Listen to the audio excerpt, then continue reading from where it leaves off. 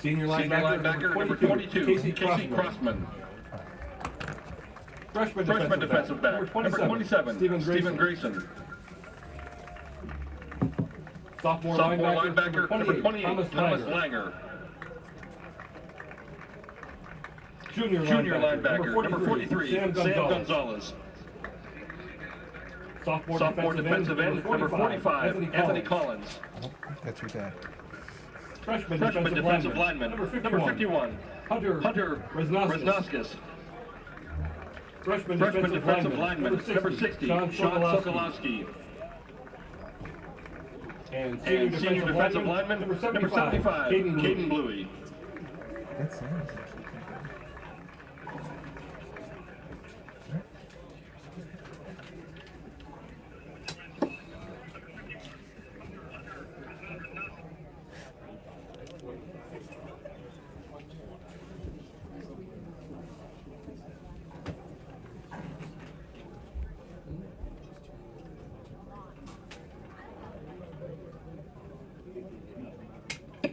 And now the starting lineup for the 2020 Fairview Tigers.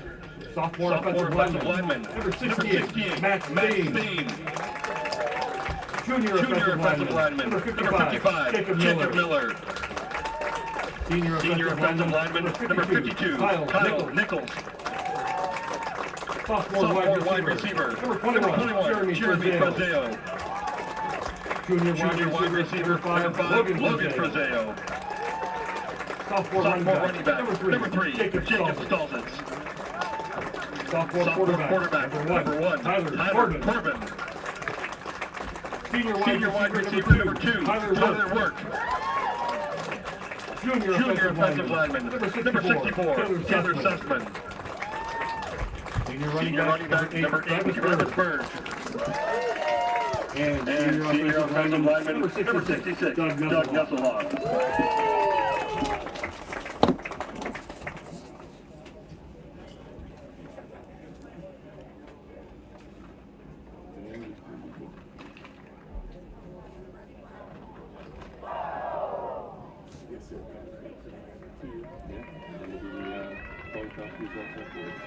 Are they not gathered for the coin toss ceremony? Where do they go?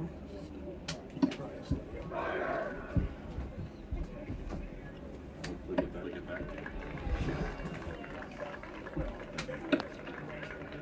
At this time, can we all please rise as the Fairview marching band plays our national anthem.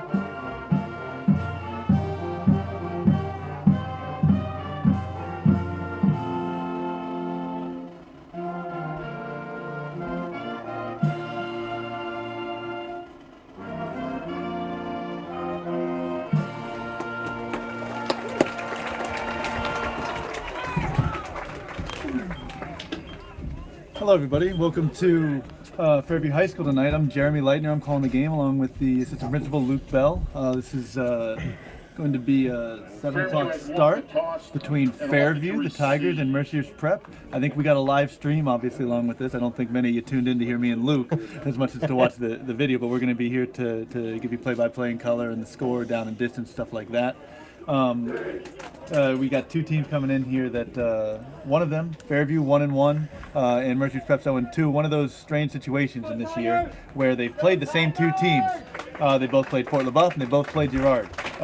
Needless to say, I think it's fair. Both teams struggled with Fort LaBeouf. Yes, yeah. Fort LaBeouf this year, you know, it's with everything happening in the climate of athletics in the state, they realigned the regions to small groups of 4 teams. So in District 10, a lot of the regions only have 4 teams, and you play every team twice. So in our region, we have Fort LaBeouf, Girard, Mercyhurst Prep, and ourselves, so we play each opponent twice. Tonight finishes that first round, so like Jeremy said, we both played the same 2 opponents already, which is very, very rare. And Fort LaBeouf established themselves as the clear front runner to win the region this year. And obviously the other team that we both played is Fairview's rival Girard. Fairview beat Girard. Girard was able to give it pretty good to Mercyhurst Prep. They won pretty easily, so obviously we're pretty optimistic for Fairview's chances tonight. As you can see, Mercyhurst Prep is lining up to kick off. They'll be heading toward the north end zone. Travis Burge is deep for Fairview, standing at about the 10-yard line.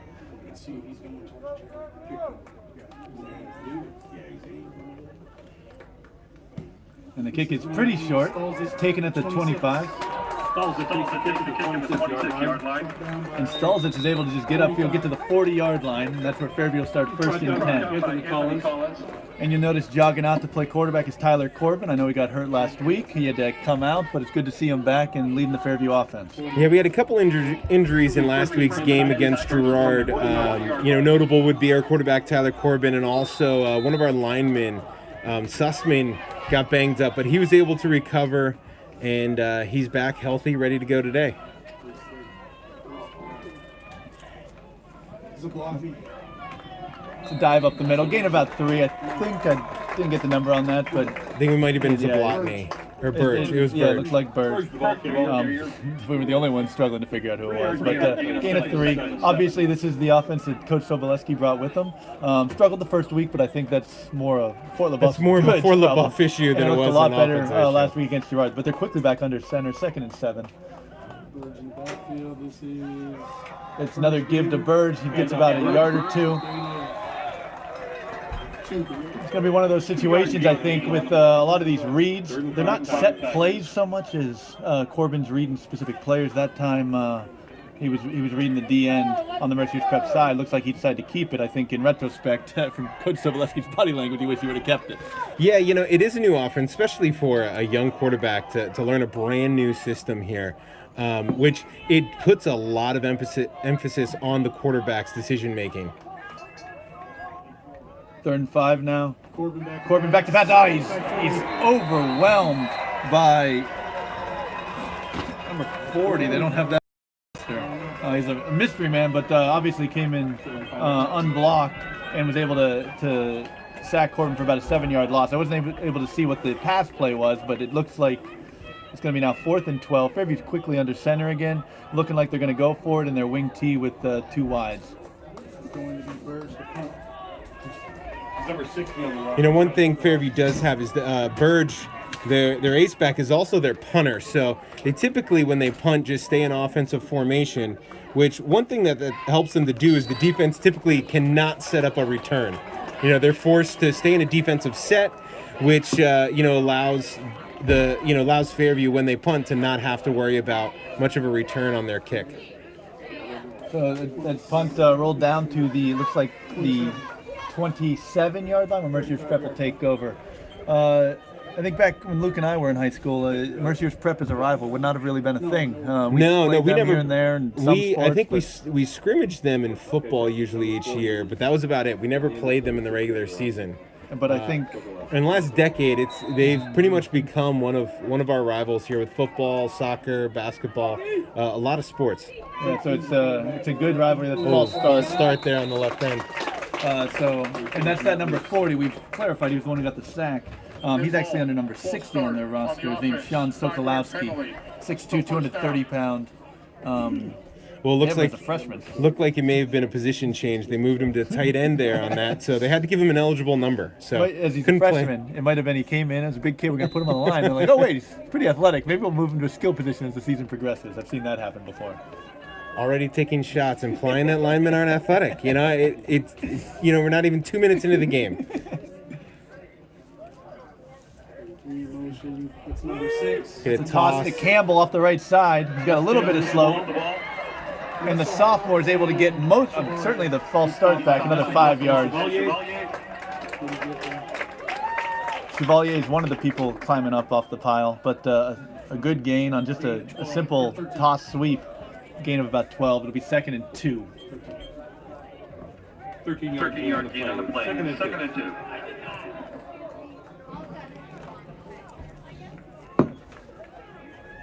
Mercier's prep is running not a pistol. I don't know if you can tell, but it looks to be a complete shotgun. This time they got 2 backs on either side of the quarterback. It's a give to Campbell. This time he's off the left side. He might have a little bit. Got some penetration. He's being chased and he's pushed out of bounds. He was chased by Chevalier, but Januso was the one. I think both of them should get credit for making the play. Chevalier said, nope, you aren't turning upfield, and Campbell just was able to get to the sideline. It does seem like he barely got the first down, though, so it'll be 1st and 10 from the 38. Campbell's a good player. He had a great game against Girard, ran for well over 100 yards, and against Fort LaBeouf, I think he had something like 15 carries for 14 yards. Yeah. He really struggled, but he's LaBeouf's a good young defense is player. pretty tough.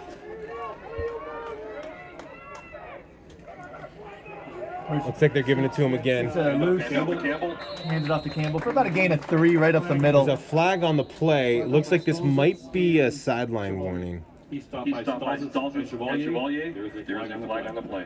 Sideline warning. It's Fairview. Obviously, the referees are mic'd up this year. I don't know if you heard it, but Luke was correct. It's a sideline warning. That's not a penalty at this point. It's pretty much a wag of the finger and saying don't do it again. Stay back. With this year, you know, there have been some additional rules that have come into play here, and one of those things is the sideline distancing. If you look on our field, you can see that black box on the side. That is the coach's box that players used to be able to come up to, but now they have to be 5 yards off the sideline.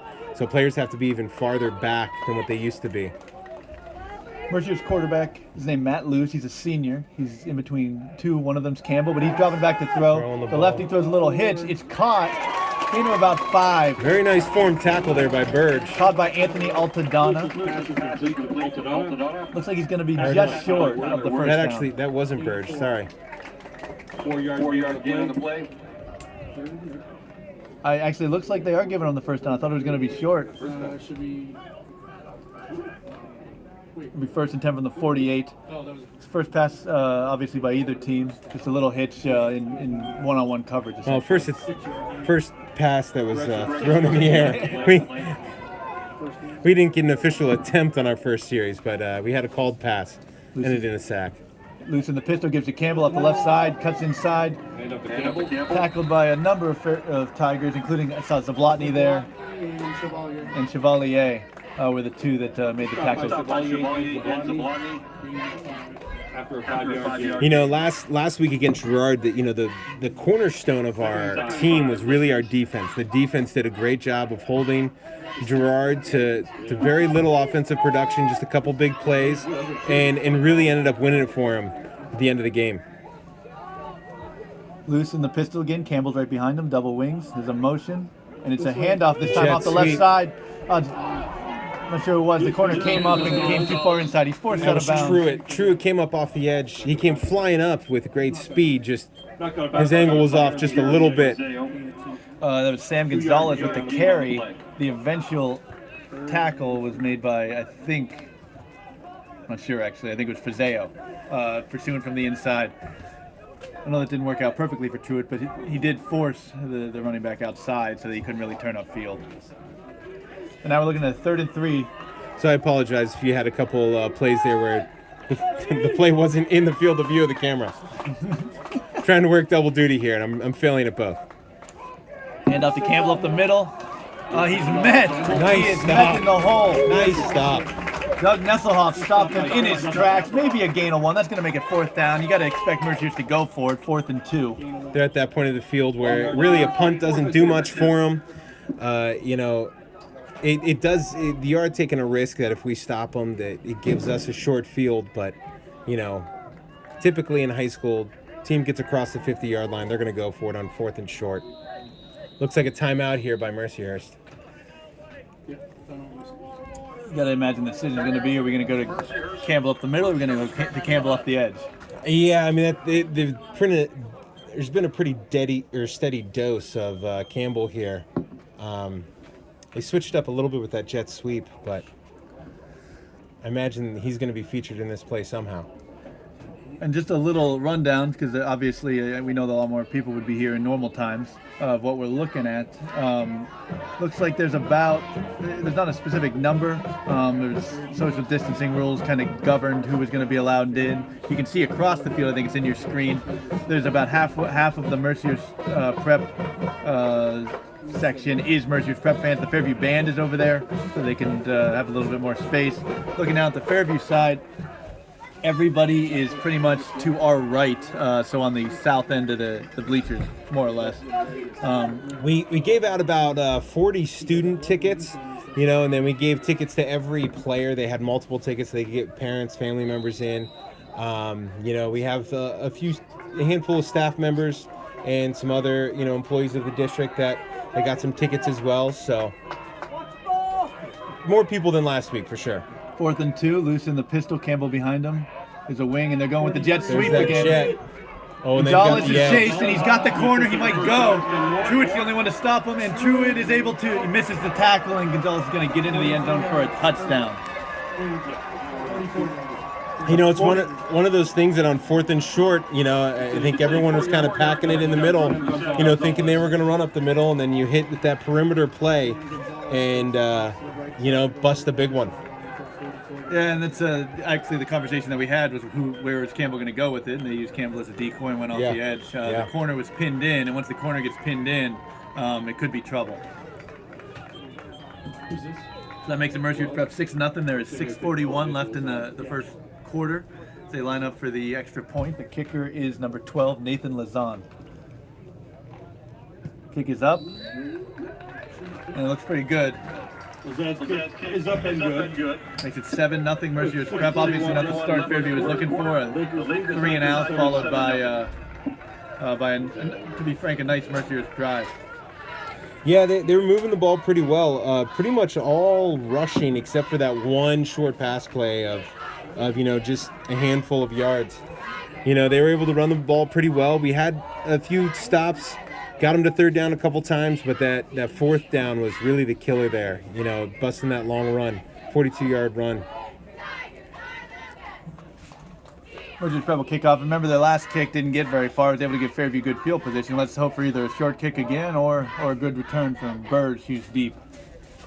Looking around the stadium, I don't think there's really any big restrictions on whether people can stand at the fence over on the road running behind the south end zone. So there's maybe 20 cars parked over there and a good number of people seated. It looks like tailgates are going on, so it's people are doing their best to make this situation work. I think that originally it was going to be all Fairview people, but enough students didn't request tickets that we were able to have Mercier's Prep people come in. Is that correct?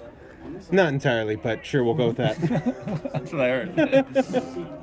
I do know that the McDowell Prep game last night, McDowell let 0 Prep people come into the game. Yes, that is true. Not even like the team that we have to call the game. Yeah. Looks like they might have a different kicker on this. Yep. And he kicks, looks like he's going to go out of bounds, but it's taken by Januso at the 27. Breaks one tackle, and Januso gets out to the 43. So once again, good field position for Fairview. It's great field position. Hopefully, actually, oddly enough, right where we would have had it if we would have stopped him on 4th down. This can hopefully spring a nice drive here for us. Wow, the refs just let that ball go right through his hands. Here because they know the rules, not because they can catch the ball. Obviously, Fairview comes out in its wing T again with double wides. Corbin under center. It's not really a wing T. There's no T. It's ace double slot. This is coming from a defensive guy that should be able to identify offensive fronts. Danuso off the edge. He's able to get the corner. He's got some space. First down and more. And he is tackled by the last tackler. He's gained him about 15 to 20. That was just a little jet sweep from Danuso, who started at the wing or the slot, whatever you want to call it, and just came off the edge. Kind of like the play that Mercier's Prep just scored on. Yeah, very similar to play.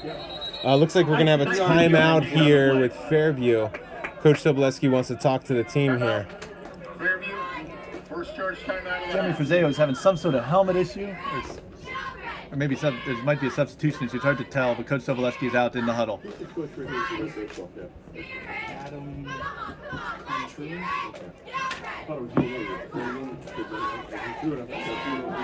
But that was a really nice run, by Janusa there, sophomore. Yeah, it's one of the situations where the scheme got us about 6-7 yards, and then Januso's athleticism got us another 10.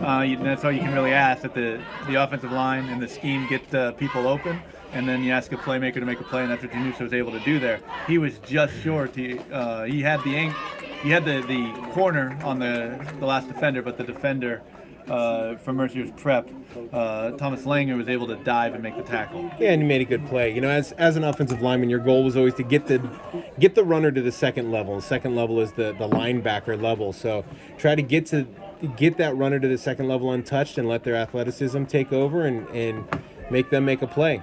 And that's a great example of what happened there. 1st and 10 now, and we're back and ready to go. Corbin under center. It's a motion, and we're running the other way. Side. Januso's able to fight, but he doesn't get a lot of yardage. The jet sweep's unsuccessful, loss of about 5. It's one of those situations where jet sweep, if you run it at that D end, if you're able to get quickly past that D end, then you're in business. But if that D end's able to make a play, then you're really going to struggle. This time, the D end on the Fairview side was able to make a good play and stop. And also notice progress. it's different personnel. One D end crashed in on the other side. He was able to get around. D end on this side was able to penetrate and force the play back inside. Corbin gives the Burge up the middle. Really no gain. It's going to leave it at 3rd and 15. We have just under 6 minutes left. If you're just tuning in, Mercier's prep scored on their first drive. They're up 7-0.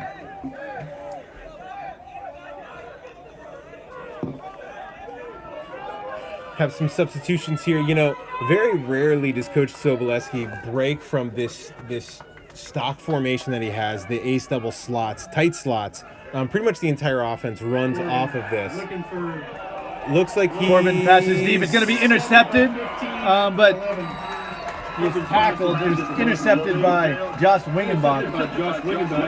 The tackle and the intended receiver was Logan Frazeo.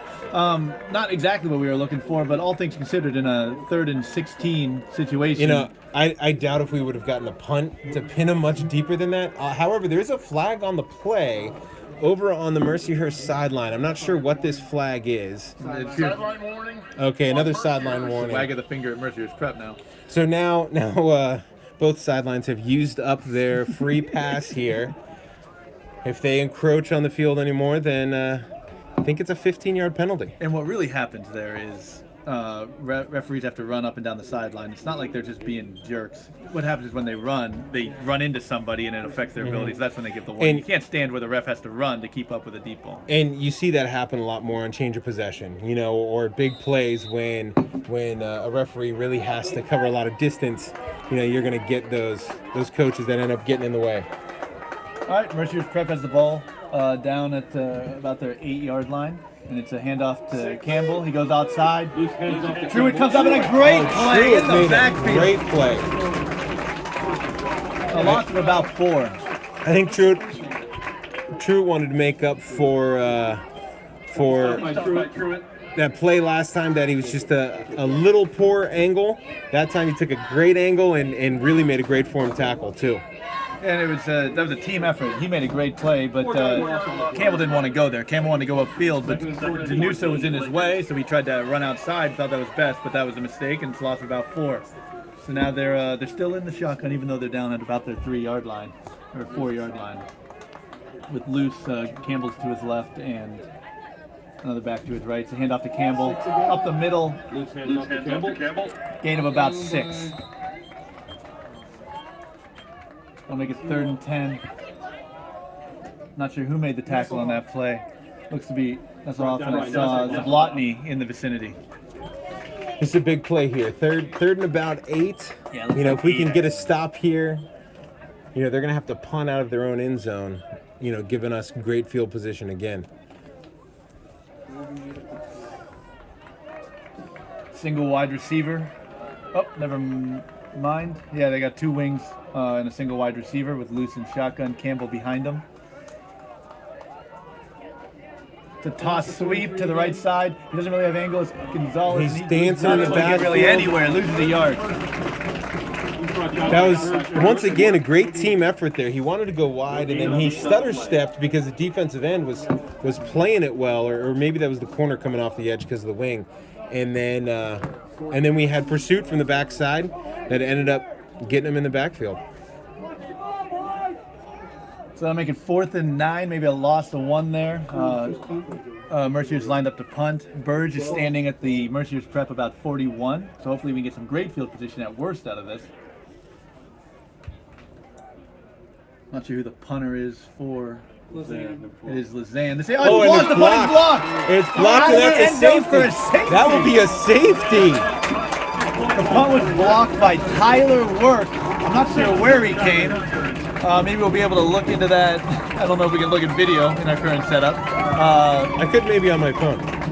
To see where he came from, but it was definitely blocked by Tyler Work. The ball went out of the side of the end zone, which was 2 points on the board, making it 7-2 Mercier's prep with 3 minutes left. Now they're going to have to kick off. We're going to get the ball back, so a great play. Starts with good defense after the interception, and now 2 points for Fairview. And, you know, special teams is 1/3 of this game, and oftentimes, you know, great special teams play can be the difference of a game. That's a nice little momentum shift right there, too. And give us a boost. With the way they've been kicking off, I'm optimistic, I guess I'll say, that we're going to get great field position here. We started at the 40 and 43 in the last 2 kickoffs. Well, and on this, remember, they with the safety, they have to kick off from the 20 now. So, you know, it's very, very deep position to kick off, and they get a free kick, so they are able to either kick this off of a tee or to punt. So typically teams will elect to punt just because they can get better hang time, and you know, it gives time for the coverage to get down there. But if they wanted, they actually could kick this from a tee. And it'll be Lazan punting this time. No one's rushing. He gets it off. It's a nice punt. And it's going to be taken by Januso at the 36. Breaks 1 tackle, and he slithers forward up to the 47-yard line of Mercier's prep. We'll start our drive in their territory. First and 10 Tigers.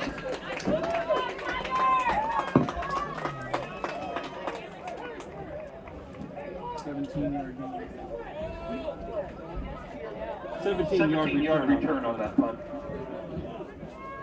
Same backs that we've had the whole game with Corbin under center. So to answer your question, work came off of the left edge. Looking back at you know, my great camera work, I was able to find work coming off the left edge, which, you know, anyone watching this at home probably could have told us that 3 minutes ago. Motion by Januso, and it's a handoff to him. He cuts it up inside this time. Nice gain of about 6 before he's tackled by Thomas Langer. Same guy who tackled him on the last long run. It's one of the options with that jet sweep. If everyone reads it and starts running outside, you can just stop and turn upfield and get as many yards as you can. There's that motion give again. It to Januso again. This time he's going to the corner. He's got the edge. He might go. He gets down. He's tackled by 2 defenders. He gets down to the 21-yard line. He was able to get through the first line of defense, but the safeties, it looks like, in the backside linebacker were just flowing over, and he had the angle on him. But 2 big plays, and now we're really in business at the Mercier's Prep 21. 2 big plays by Januso again. You know, not necessarily our featured back, but he made some great plays offensively and defensively last week, and looks like Coach is featuring him a little more this week. Stolzitz is in motion this time, and it's a give up the middle to Burge. Gets through the first line of defense, through the second, and he's tackled. Does not go down easy. Takes about 3 guys to bring him down. It's like a nice 11, 12-yard gain there. First and goal. And that's one of the advantages. Mercier's Prep knows how much we go to Burge and how much we like that dive up the middle or the read.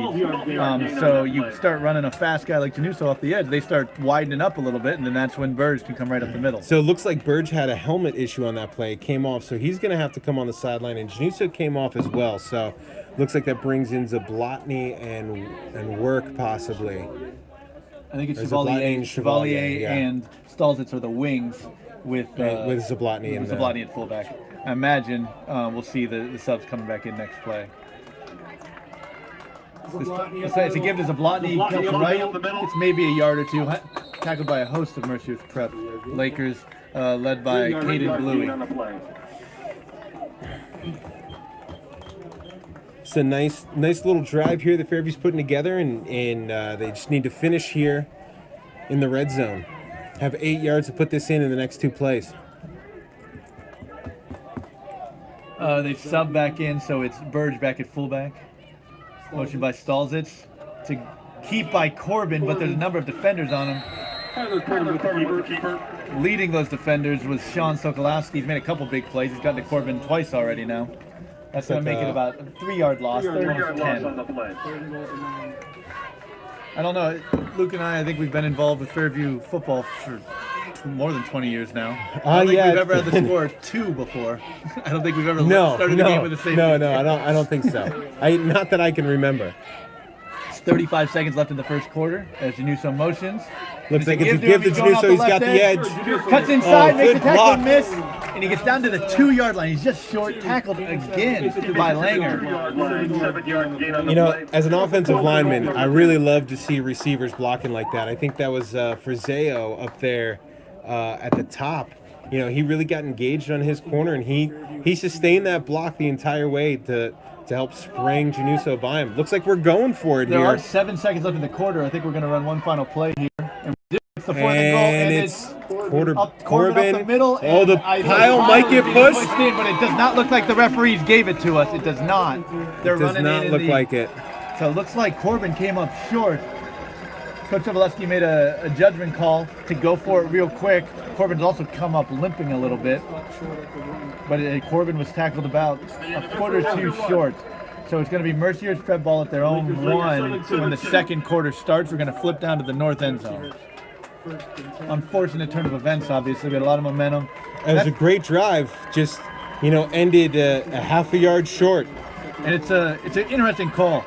You see why you want to do it. You want to go back, think it through, drop a play on 4th and 1. But when you do that, the Mercier's prep defense also gets 2. So you know what you want to do. You know what you want to run. You try to hit it quick before they can really get their breath. Unfortunately, Mercier's prep was able to make a play. Yeah, it is a little bit of a gamble trying to snap the ball there before the end of the quarter. But I think it's one of those things that if it's 4th in the middle of the field or something like that, maybe you want to think it over. But something on the goal line, I like trying to catch the defense on their heels, and kudos to Mercyhurst in making a stand there. But once again, I think Coach Sobolewski is also relying on his defense here, knowing that his defense helped him out the last series. Special teams got 2 points on that blocked punt and safety. So, pinning Mercyhurst deep, as much as we would have loved 6 there, having Mercyhurst start on the 1 yard line or half-yard line, really puts our defense in a position to once again make a play. One thing, you as a defensive player, this isn't a Fairview at the 1 yard line. You're kind of okay with coming out of the end zone. You're going to give a dive to Burge probably on 1st down. And you're going to get maybe a yard or 2, get some distance. Mercyhurst prep is going to run shotgun here, or they have been all game.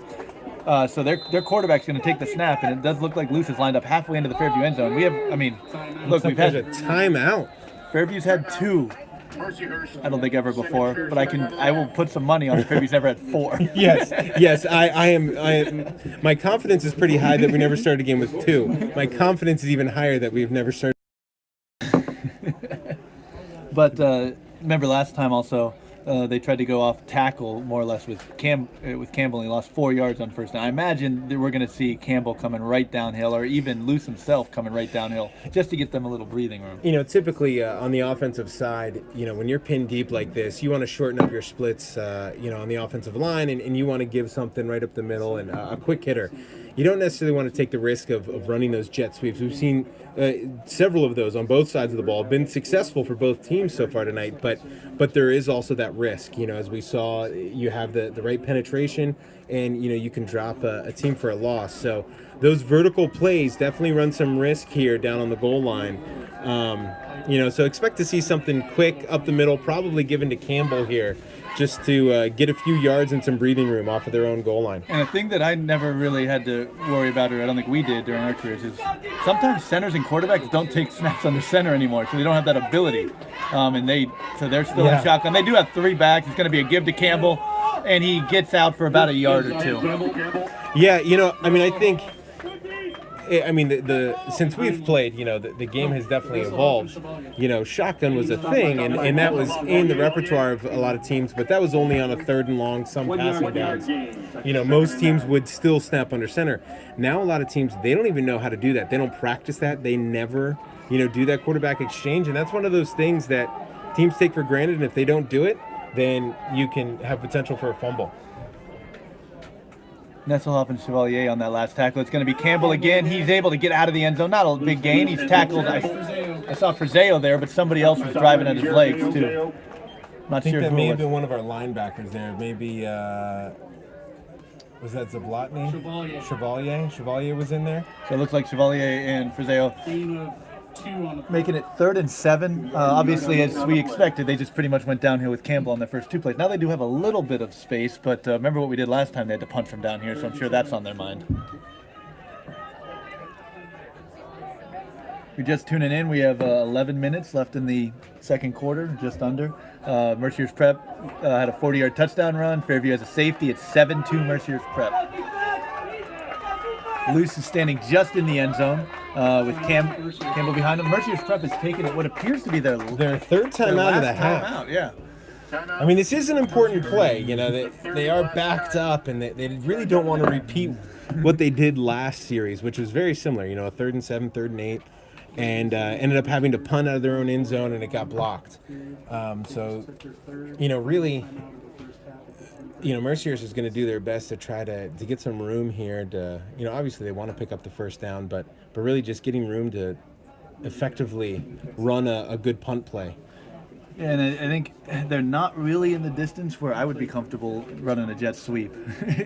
You're still within if they were at the 6, 7 yard line, then I think you can run it without worrying about a safety. So, and it kind of goes the same for a pass. A pass here, you're running a risk because even a 3-step drop is going to put your quarterback in the end zone. And you saw our first 3-step drop. Corbin had someone in his face before he could even get the ball away. So, a sack here would mean another 2 points. Which is back lined up. It's Luce is, like I said, standing in the end zone. Campbell behind him. Fairview with 10 guys in the box. And they give to Campbell up the middle. He's not going to get the first down anywhere near. A couple Fairview tacklers. Maybe a 1-yard gain. Looks like that was Nesselhoff who went low. Somebody else came through high. There were a number of Fairview Tigers in the area. We're going to give credit to Chevalier as the other Tiger. So that means Mercier's Prep's got a punt. Obviously, their punter's not going to be feeling great about this situation. So hopefully, at worst, like I said, as we have Bird standing this time at the 36, looks like Lazin or Lazan is a good punter. But hopefully he showed on that free kick that he can really boot the ball. Gets the punt off this time. It is angled towards the Mercier's Prep sideline and lands and Great rolls punt. like crazy. Great It's a Mercier's Prep ball. Yeah. Why? And rolls all the way down to the Fairview 41. Good job from Fairview, though, to get the quick 3 and out after they got stopped. Might want to check that ball there, see if it's a little too slick and rounded. The way that rolled there. I know the kicking coach that we used to have when we played always tried to sneak in those balls that were more like a basketball than they were a football. He loved those for those kickers. Yeah, I guess soccer would be the more appropriate analogy there.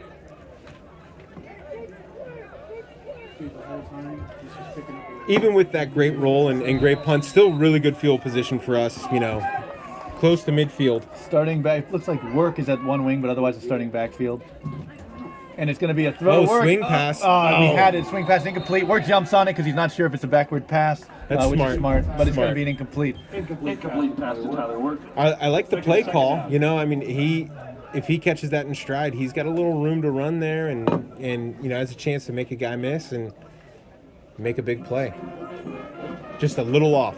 And that's actually a very difficult pass to throw. You know, those swing passes, a lot of times quarterbacks make them look easy, but they're very difficult. Agreed. Corbin under center, this time work in motion, and it's a give up the middle to Birds. That's a good little slash. He gains about 4 yards. They'll make it 3rd and 6. 4 yards gain on the play. 3rd and 6. 9:25 left. Clock's running. Fairview's down 7-2.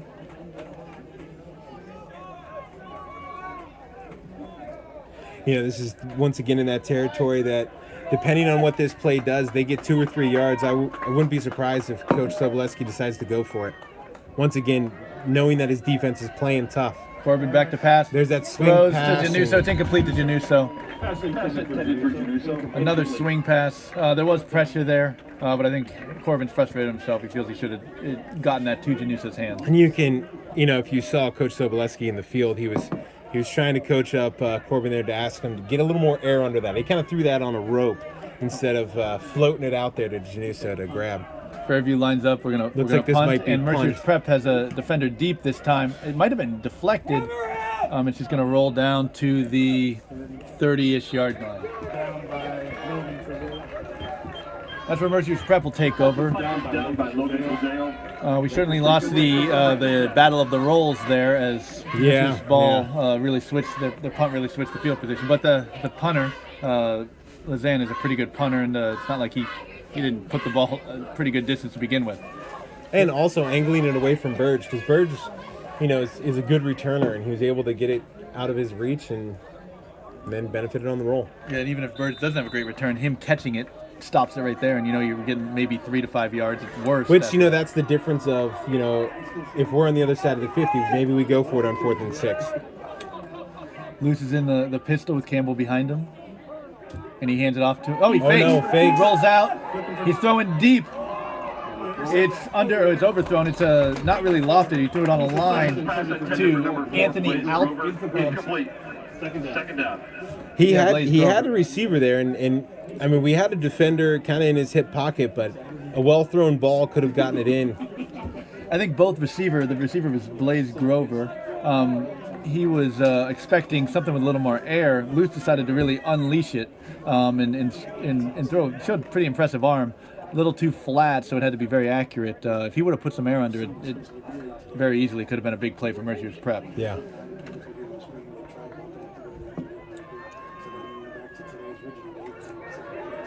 Luce once again in the shotgun, 2nd and 10. Campbell to his right, Langer to his left. And he drops back again, throws a quick slant, which is caught good catch by Altadonna for a first down. Truitt was right on his back. They threw a quick slant for the first down, though. Gain about 12 to 13.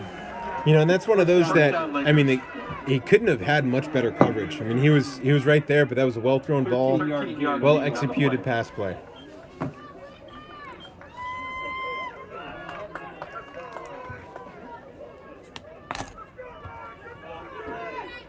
Same formation with, and this has been the same cast of characters. It's been Luce with Langer, seems to function as a fullback, and Campbell. And here's Campbell off the right side. A number of Fairview defenders there. A good hit from Travis Burge. And Zablotny coming in as well. Yeah, and that's a tough job for Burge. He's got a lead blocker there, and he's got to make sure, one, that Campbell doesn't get outside and get uphill or upfield.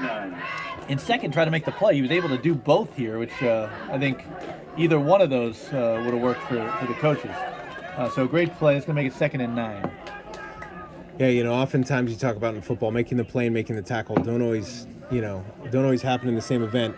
In that event, they did. You know, Burge was able to do both.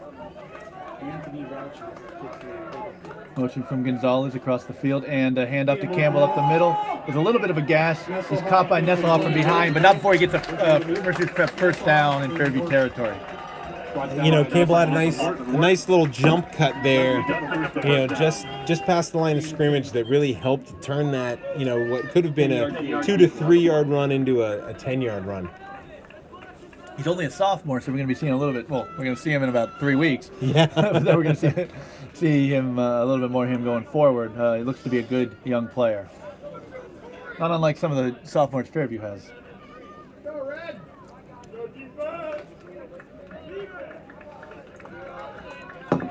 Mercy's Crest's been able to put together a little bit of a drive here. Hopefully we can get a stop. It's 1st and 10 at the Fairview 46.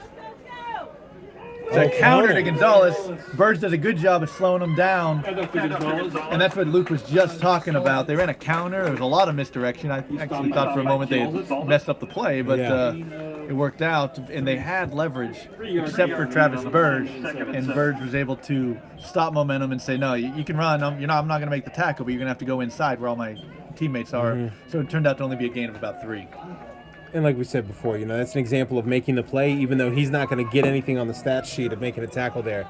He turned that back into the other 10 Tigers in red jerseys that could then make the tackle. A little bit of a jump by that left wing there. It's a counter crisscross to Gonzalez, which goes nowhere. Oh, God, I hate counter crisscross as a play. I'm so happy that occurred. I feel like we're playing Jeff Nichols' team again. Fort LaBeouf. Hey, he's a coach that has had a lot of success with that play, and Jeremy says he hates it because he's had to defend against it many times. And just counter crisscross means, I think you can see it, but I know it's blurry. The quarterback hands off to one guy running to one side, who then hands off to another play. It's a miniature double reverse, really. It's a run in the wing T, I'll note. It's a typical play. So I only corrected you when you called our formation wing T. I think Coach Sobolewski would smack you if he heard you say it was wing T. Now 3rd and 9, and Luce is back to pass. He's already we got some running pressure. away from pressure. He's looking deep. He's going to get hit by Burge. Throws into double coverage. It's intercepted by Jeremy Frazeo. Saw one. It's actually Jeremy Frazeo who comes down with it at the Fairview 12. It's going to be our ball 1st and 10. Big play. That pressure had a lot to do with that. We had pressure off the left edge by, I think, it may have been Nesselhoff coming, which flushed the quarterback out of the pocket. And then right as he delivered that, Burge was able to just deliver a blow. Right on the throw. Burge delivered a blow and, could have thrown that ball off a little bit and came up with a big pick. But, once again, it was almost as good as a punt in that situation. 3rd and long, real deep throw. Yeah, we picked it off and get the turnover, but pins us deep a little bit for a field position. Now, if you notice, you can see all the guys walking out when it's water break. They have to take little cups of Gatorade out to the players. So there's no shared equipment, no water bottles. Everything's in individual cups. So we can make sure we keep everyone safe. Training staff working hard at keeping those filled and ready for them, and players pitching in, carrying them out to the huddle. Yeah, and I think the ball that Corbin threw, Fairview didn't have much of a chance at. That when that ball went up, I was happy we had 2 defenders there, but there was a Mercyhurst Prep player there, and it was going to be a jump ball of who was going to go get it, and Frazeo was the one who went and got it. So it was not just an easy interception of a ball thrown as far as he could. It was going to be either a big completion or somebody's going to have to knock it down, or an interception, and Frazeo was the one who made the play. Right now there's a timeout by Fairview. 5:27 left in the second quarter. Our offense has sputtered a little bit. We're down 7-2. Been able to get first downs, but haven't been able to really put together a consistent drive, which we're stalled a couple times.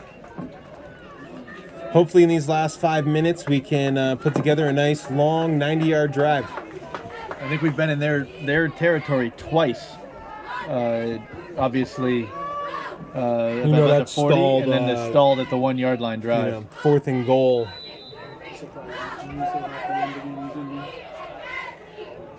Corbin under center as we get going. Some motion and a handoff to Jet sweep. He's got the edge. He's gonna outrun one defender. He's trying to cut it back, and he's still working, even though they got guys wrapping him up, and they're blowing it dead at the 36. A great run by Januso. Great. Looks like there's going to be a flag for throwing him down at the end. Little extra at the end there. It's going to give Fairview an extra 15 yards. But that was one heck of a run there. 25-yard run that just showed really the heart and determination of Januso there. He just kept going. 4-yard run for Januso. Yeah, he cuts back. He outruns one defender and then tries to cut back. And then because he cuts back, he gets slowed down. Dead ball, personal foul. It's going to be on Fairview. 15 yards, remains first down. Really? I did not see that there. I didn't either. That's not going to hurt us too much. I believe it's a dead ball foul, so it's going to be 1st and 10. It'll still be 1st and 10. It hurts us with field position, but it's one of those things that it really doesn't penalize the offense here, because it doesn't give them that 1st and 25. And this is something that hurt them in the down a lot of kids have to navigate these days that maybe when we play we didn't have to navigate. Denuso was doing exactly what he's supposed to do, which is keep working until someone takes him to the ground, and then he starts getting held up. He's not going anywhere. The play's essentially dying, and Fairview and Mercier's prep players are hustling their butts off to get down there, and they're trying to get involved and do something good. And oftentimes when that happens, the refs think the play's dead, but the guy's still working, and Mercier's prep players are trying to tackle him. So it's a tough call. I was going to say even against the Mercier's prep guys, it would have been tough. It's just exactly a tough situation. And what I was going to say was, oftentimes you'll see those unnecessary roughness plays on the defense when you have a tough runner, one that just doesn't give up, and then the defense is going to do something like that. That's Burge up the middle, 1st and 10. He gets about a yard. He has not really been able to get through the interior line of Mercier's prep on any of his runs. He's had maybe 4 or 5, maybe one has been for 6 yards. The rest have been like that. He's had to grind out, get tackled by a big guy, and try to get as many yards as he can. 4:45 now left, so if we're gonna have a long, slow drive, the clock might become an issue. Corbin under center, and he drops back to pass. Goes a little out. There's Stolzitz. He catches it, but he's tackled. Wrapped up pretty quick. Nice play. That was very good defensive play. Malachi Riley makes the tackle. I'm sorry, that might have been Thomas Langer. He's had a lot of tackles for Mercier's prep. It's the one that's chased down Denuso on a lot of his long scampers. Only a gain of about 2, but hopefully one thing, it gets Corbin see the ball get caught by a receiver, makes him feel a little bit more comfortable. Build some confidence in a young quarterback, especially because that was kind of in that swing range, a difficult throw to make, and he was able to make the connection there to his tight end. Motion by Denuso. We got option. It's pitched to Denuso, and he's got corner. He's going to get the first down. Cuts back, and he's tackled down at the 40-yard line. Great play. Good decision. Good decision by the quarterback there to pitch it. That's one of the difficult things with this offense. Getting that quarterback comfortable with when to give, when to keep, when to keep. It's very difficult, and that one really paid off there. And Tyler, just like I think all the Corbin brothers that have come through Fairview, is a great athlete, but it's one thing to be a quarterback, it's another thing to be asked to, all right, now... Be an option quarterback. And also, we're not going to have a full camp, so, go get him, Tiger. But that was a great play, exactly what Coach Sobolewski was looking for. Corbin drops back, he's got a receiver. Roseo was open down the right sideline. He burned his defender. Corbin put it maybe 2 or 3 yards out of bounds. Otherwise, it was a really good pass. But even those plays like that end up incomplete, it really makes the defense, start to play on their heels a little bit. Knowing that Roseo is a deep threat like that, they have to respect it, and so that's just going to help us and open up the run. 2nd and 10, 3:19 left in the half. Fairview's got 1 timeout. There's been a lot of timeouts called by both teams. Mercier's prep's out, so it's not like we have a lot of ability to stop the clock. It's going to be counter to Denuso, cuts it upside. Almost to lose. Gets through, but comes out, losing his balance. Goes down for about a gain of 6. Going to make it 3rd and 4, maybe 3rd and 3. 7 yard gain on the play. 3rd and 3. Nice misdirection play of our own. We haven't seen a whole lot of that so far this year. We haven't run a ton of misdirection, but well timed, it can be a big play for an offense. And here comes the final timeout. 2:49 left, 3rd and 3 from our own 47. Looked like there was a little bit of confusion getting set. I don't know if we were in the wrong formation compared to what was called, but Coach Sobolewski wants to talk this over with the team on a really key 3rd down here. And I don't think it's any secret. Obviously, you have 2 wings, and theoretically you can go either way with both wings. But for Fairview right now, we have one who's a little bit smaller, fast, elusive in Denuso, and we have one who is gigantic and going to go more downhill and stalls it. So sometimes you call the play and you end up running that... you run the jet sweep to Stolzitz side, and you're like, well, that's maybe not what we're looking for. That's not really playing to his skill sets, although he's a pretty good athlete. We're trying to get that to Denuso. Sometimes that can happen in these wing formation play calls. One thing to point out there, we've got our quarterback and both of those wings that you just mentioned. All three are sophomores, so a lot of growth and a lot of learning still to come for those athletes. All right, now we're lined up, ready to go. 3rd and 3. Januso motions to give to Burge. He's stuffed. He's still fighting, but he looks like he's going to end up about a yard short. And Coach Sobolewski's going to have a decision to make. I think he's going for this. Yeah, it looks like we might do it. This is one of those things that, as a coach, you could milk the clock a little bit just in case. If you don't get it, you don't want to leave too much clock on there, but also you don't want to run it down too much if you do get it, because you still want to have some time left to get these last 50 yards. All right, fourth Big and fourth one. down. Last time we went up the middle with Corbin. Looks like we may have been trying to call or draw them off sides. And now let's see if we actually run a play, and we do. Spurge up the middle. He gets it on the second effort. Oh, that's an inadvertent whistle. He was not down. He was not I don't know. down. They're giving us the first down. I think was the decision. So what happened there is I think that's a makeup call. Came pretty close to going down, but he might have, to be honest. But he didn't think he did. He kept going. He broke the tackle. They gave us the first down, even though they spotted him down probably too early. Doesn't look like Coach Root's going to throw out the challenge flag here. Jet sweep to Januso. He cuts it up. Gets about 7. Clock is not our friend now. There's 1:41 left. We're going to have to get up on the line. And looks like they're already calling the next play. Yeah, now we're to 90 seconds left. Clock is still running when we keep it in bounds here. Corbin drops back. He throws deep. Going for Vizeo. It's going to be. He got it. Oh, he may have gotten it. Someone. I'm not He sure got it. He got it. Yeah, there's a flag on the play though. The clock's going to stop. I'm not sure what it was. That was the epitome of an illegal man downfield. So that was 100% caught by the defender, and Frizeo just ripped it out of his hands as they were going down to the ground. So that is an athlete just fighting to the very end to get that ball. Great catch. Unfortunately, it's going to be negated by the penalty of the illegal man downfield. On the offense.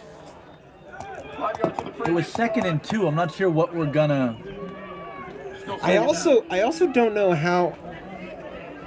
I mean, not to say anything about the running ability of our linemen, but that ball was thrown pretty fast. Yeah. It was a 3-step drop that for a lineman to get downfield illegally, they have to kind of sprint right at the snap of the ball to get those 4 or 5 yards before the ball's thrown. So I know that Corbin, he's not trying to throw that accurately. He's trying to throw a jump ball as the clock's running, so they're trying to get lined up.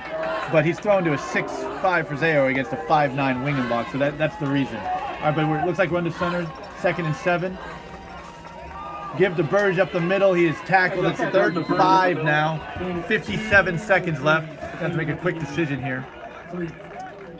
3-yard gain on the third down. Coach Sobolewski has signaled the play in. About 3rd and 4, it looks like. down to 40 seconds left in the half. Got that swing pass. Throws it, stalls it, and the ref really could have been marked a fumble there. Okay, the ref called it an incomplete pass. I thought it was a fumble, not like I'm complaining. The clock does stop, though, with the incomplete pass. It's now going to be 4th and 4, 37 seconds left. That's one of those that was pretty close, and, you know, you teach your guys offense or defense. You go after that ball just so there's no uncertainty. Corbin's under center, same formation, 2 wides. And Corbin drops back. Goes a little out to Januso. He's caught. Januso gets out of bounds at the 31-yard line. First down, clock to stop. 31 seconds left. Ball's at the 31. It's a great little pass. You know, he was under pressure there, and he's able to get out to a wide open Januso. Yeah, nice little design there. It was a post by, I'm not sure which for sale, one of them. And that cleared out the defenders, and Januso was able to run the out and up, or the wheel route, whatever you call it, to get more or less wide open, and Corbin delivered. Januso caught the ball and got out of bounds. Corbin under center, he drops back again, throws the slant to Frizeo. Frizeo's going to be tackled. All right, we got to get up on the ball pretty quick. Yeah, we're going to have to go. 23 seconds.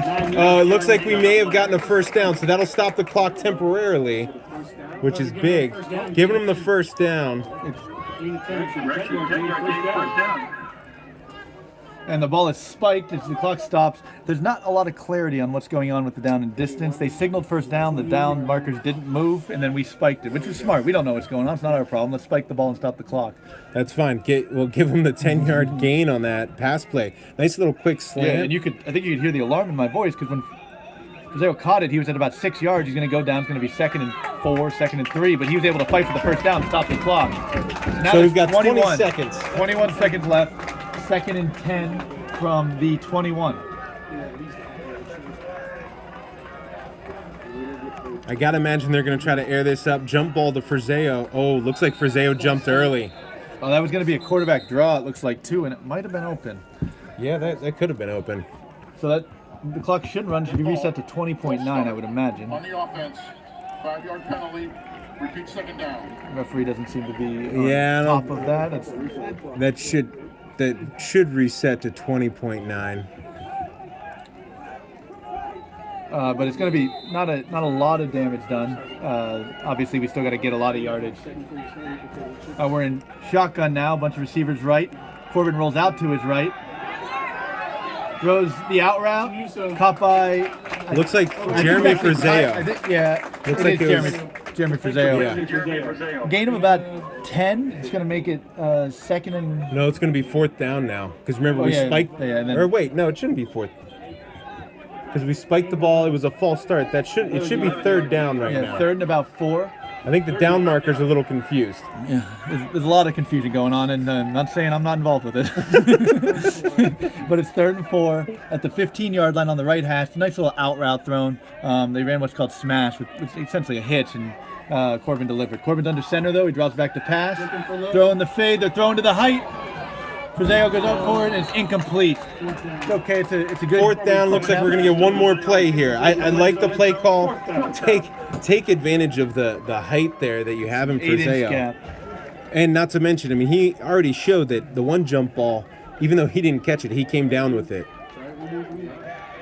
So we're going to get one last play here for the Tigers. We can technically get a first down, but there's 8.9, so 9 seconds left. And we'll see what can happen out of that. If we do get a first down, we'd have to spike it pretty quickly. We or out of do bounds. have a good field goal kicker in Michael Januso.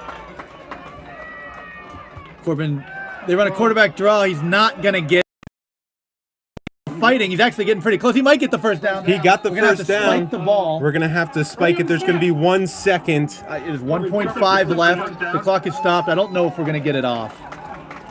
Snap it on the whistle. Yeah, and we did not get it off. So the clock stops. And that's when you have a lot of sophomores making a lot of plays for you. They haven't had to go through that situation. Sometimes that happens. That's tough. Coach Sobolewski's talking to Tyler Corbin about it, but what Tyler Corbin did was also get the first down. He fought and battled to actually get up. The play wasn't successful, but Tyler Corbin made it successful. So that's going to get us to halftime with the baseball-esque score of 7-2, Mercier's Prep. What we're going to do, are we going to play the band during halftime? Yeah, we'll leave. We are going to have to turn off the sound for a little bit, but we'll have the video going here for a few minutes.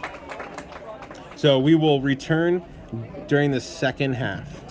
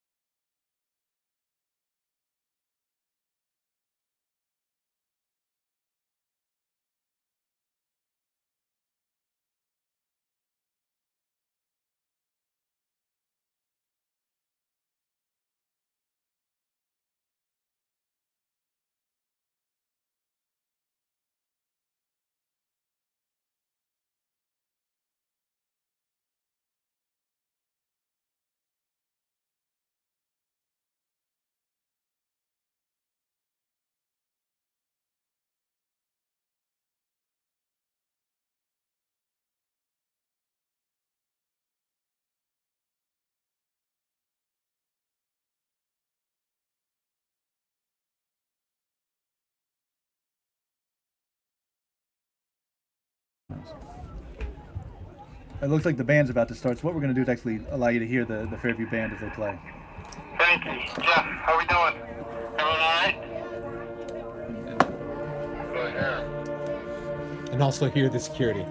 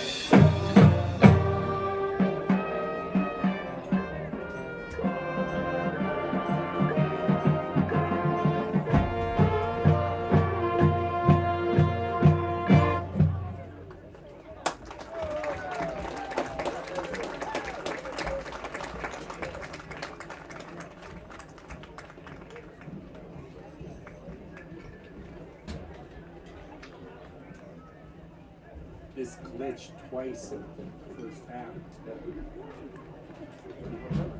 It just went blank and then I don't know. Yeah, I'm assuming that's what it was.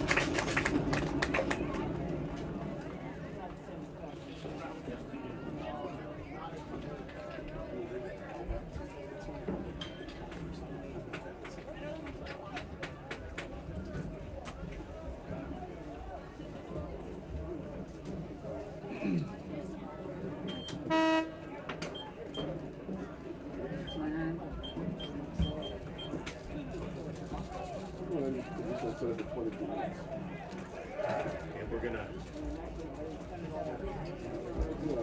I think it's 20 times.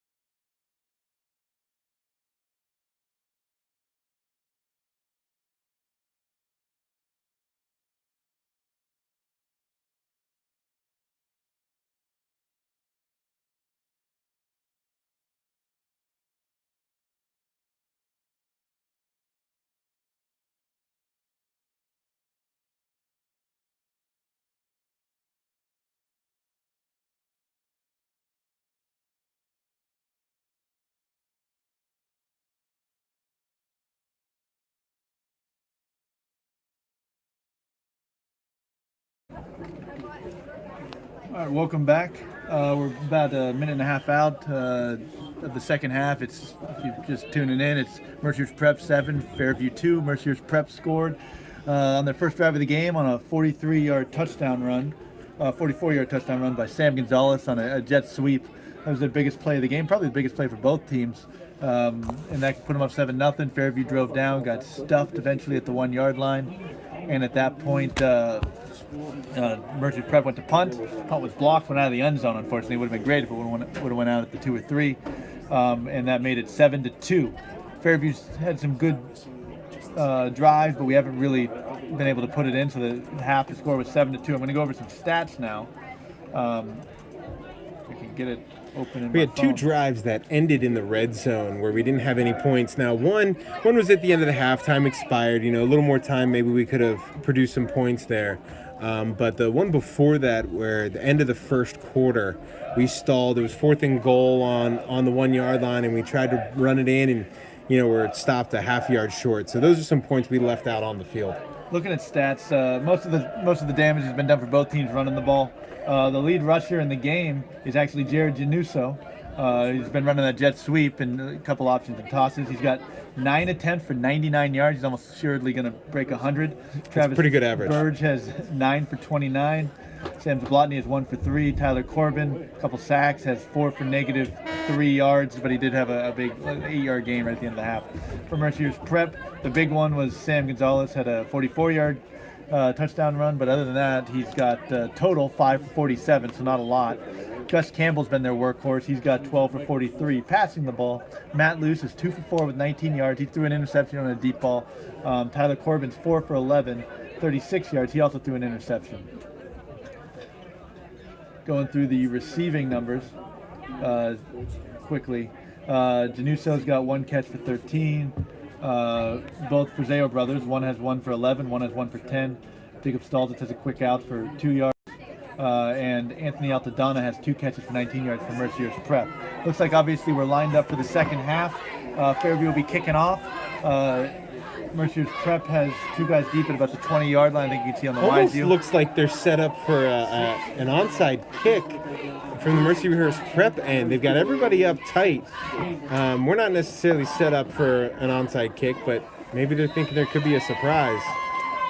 It's a little There's pooch a little kick, though, and pooch it's going to land if we right get a good in bounce the- here, which Oh, we oh, might have. we got it. If we can get the ball. Whoever gets the ball, it's theirs. And I believe the way we are celebrating, Fairview We got the ball. got the ball. Great kick by Michael Januso there. He's a two-sport athlete. His main sport is soccer, which, you know, we've had a long history of doing that. We find one of the soccer players come and kick for us, and he just placed that ball perfectly. Pooched it up, you know, behind that second level of the Mercier's Prep line, and you know, too far in front of the deep guy, and he couldn't get up, had a nice bounce on it, and we were able to land it. I'm not sure who came up with the ball for Fairview. Chevalier. We're being came told up with the ball. Chevalier. And so it'll be Fairview ball at the 30-yard line. You think a kicker, it's like they got to be able to kick it far, but any soccer player, any kicker in any sport will tell you part of the skill is making sure that you can place new it. formation here. New formation. We've got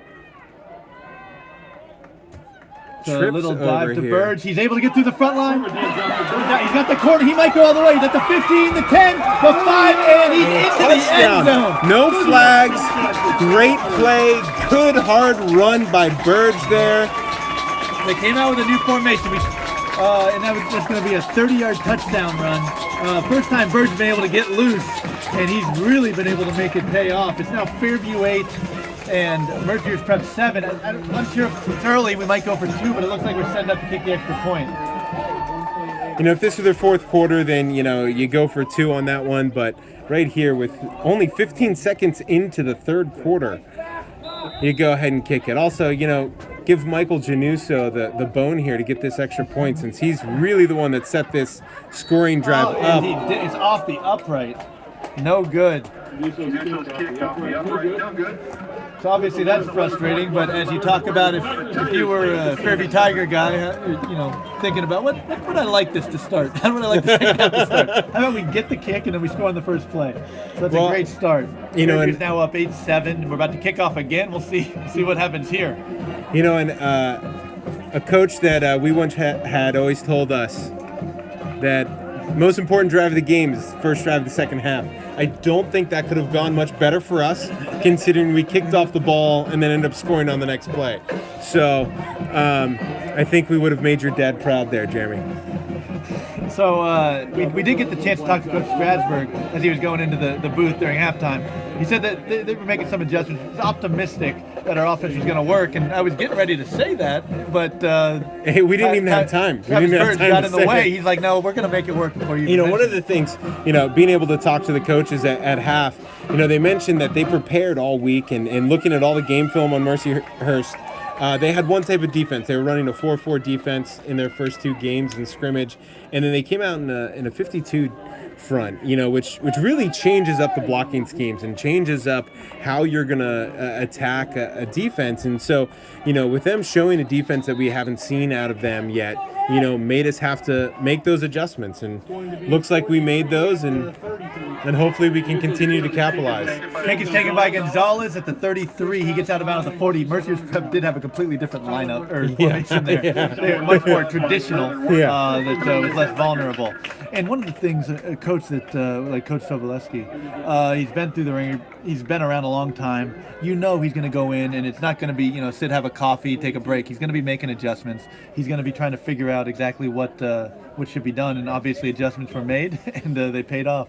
But so Fairview's now up 8-7. We're where we'd like to be, but that doesn't mean the defense can mail it in. We got to get a stop right here. And once again, you know, aside from that long run, Mercyhurst had some trouble with our defense. So, you know, we'll see what adjustments they made. First adjustment is to take a timeout to start the series.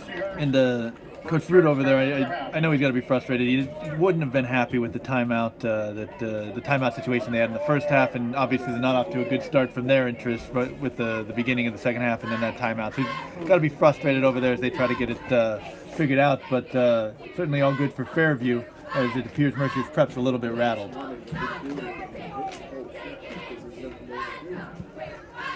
Seems like a lot's happened. It's only been 21 seconds of game clock, 11:39 left in the third quarter.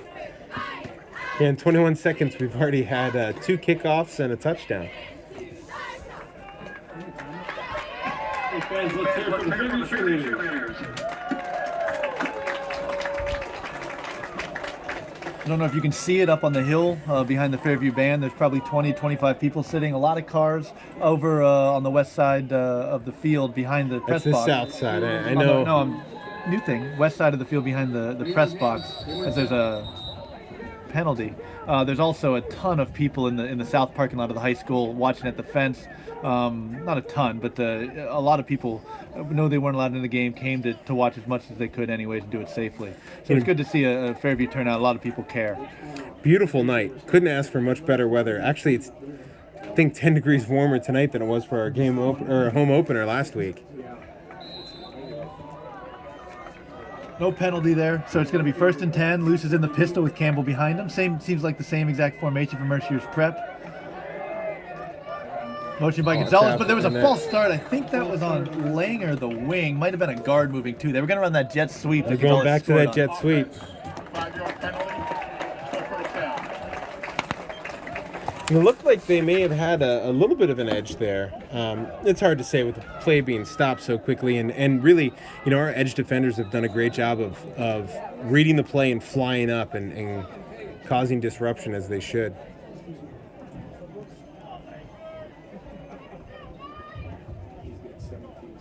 So still now first and 15. Still 11:39 left. Only 21 seconds of elapsed of clock time. It's been about 10 minutes since the opening kickoff. And Luce is in the shotgun. Fairview with give or take probably 8.5. The free safety's at about 8 yards, 8 in the box. Gonna throw the ball here. They're running. They throw a post and they throw it. It's completed to Gonzalez. He's going to score a touchdown. It's going to go all the way into the end zone. It was a post play, and they went behind the safety, and it was, I believe, Tyler Work was the corner. He went up with Gonzalez, who's made a couple plays for Mercier's Prep, and he was able to take it from Work. Work fought to tackle him, but Gonzalez shoved him off and was able to, he was well past everyone else for Fairview and running for the touchdown. That makes it 13-8 Mercier's Prep. That's a big, to be frank, they looked rattled. And they had timeout, they had false starts, and they were able to come back and make a big play. It's a big play from the Lakers to respond to the way Fairview came. It looks like they could go for 2, they could kick an extra point. It looks like they're going to kick the extra point so early in the third quarter. Once again, we're only 30 seconds into this half, and a lot has happened. And that's an example of Work going in to try to deflect the ball, and he got his hand in there to disrupt things, but just missed the ball. Great catch by Gonzalez, and ended up being an even bigger play. It's one of the situations. I'm not sure what the defense exactly was from Fairview, but the free safety Jeremy Fazeo stepped up on the it looked like an underneath route, and that left Work alone one-on-one. So I'm not sure what happened there, but at the end of the day, it's a big play for Mercier's Prep, and wins aren't easy. It's because teams, especially a team like Mercier's Prep that's used to winning. I know they've had a rough go of it so far this year, but they're used to winning, and they're going to come back and hit you right back. So it's going to be on Fairview to see how this goes. Remember, their kicker struggled to get a little bit of depth on his kicks, so Burge is standing at the 20-yard line. 11:27 left. Flurry of activity. It's 14-8 Mercier's Prep. Yeah, you're talking about this being a baseball score at half, 7-2, and 33 seconds in, now it's 14-8. I think it was like a first quarter basketball score.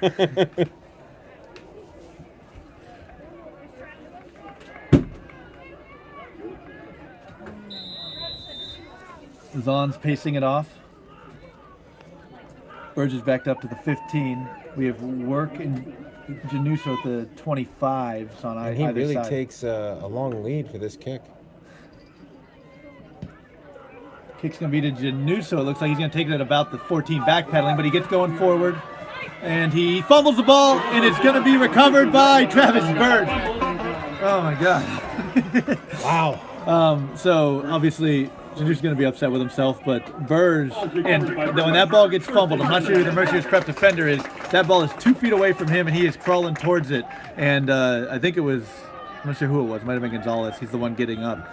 But I would have told you, I would have bet that would have been Mercyhurst Prep ball, but Travis Burge was Johnny on the spot. I don't know, not sure where he came from, but there were 4 hands on that ball initially, and then after a moment there were 2, and they were Travis Burge. So it'll be Fairview ball. And that's that's kudos to Burge there for being the other returner who didn't get the ball. Instead of taking the play off, still got himself in the action, was able to make a big recovery there. Here we go, Corbin under center. Let's see what we do here, and it's going to be a give. It's going to be a keeper by Corbin. He's able to get about 3 yards, turns the corner, but there's a linebacker there. That was Langer. A gain of turns out to be about 4 or 5.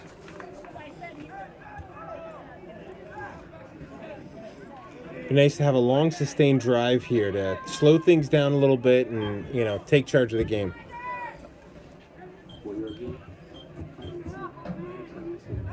Looks like he ended up getting 4 or 5 on that. Yeah, Langer did a great job making the tackle, bringing them down right when they hit. But it was a good scheme, good read, got him 5 yards before contact. Different formation here. I think the formation we scored on just left. It's the other side of the field. Frazeo out wide. Motion by Januso. Keeper by Corbin, cuts up field. He's going to get really close to the first down. We'll looks like they marked him at the first on the far side, but he's not going to be the official spot. It's going to be about 3rd and 1, it appears, maybe less. No, they're giving him the first down. A first down. First and 10 Tigers. 2 quarterback runs there, ended up getting 10 yards.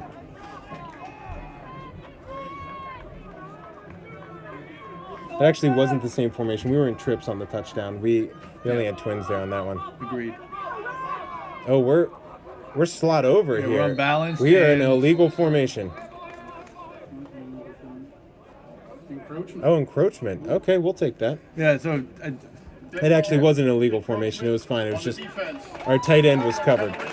So Molesky was putting a lot of people into the boundary there, and that Mercyhurst Prep was aware of that, and one of them jumped off sides or at least lined up in the neutral zone. So it'll be 1st and 5 now, so another 5 yards taken off the drive we need to put together. There's 9:55 left. We're slot over into the boundary again. And now it's a false start. I don't know what's going on. Oh no, he's calling encroachment again. Mercyhurst Prep, they really want to be in. That's a first down.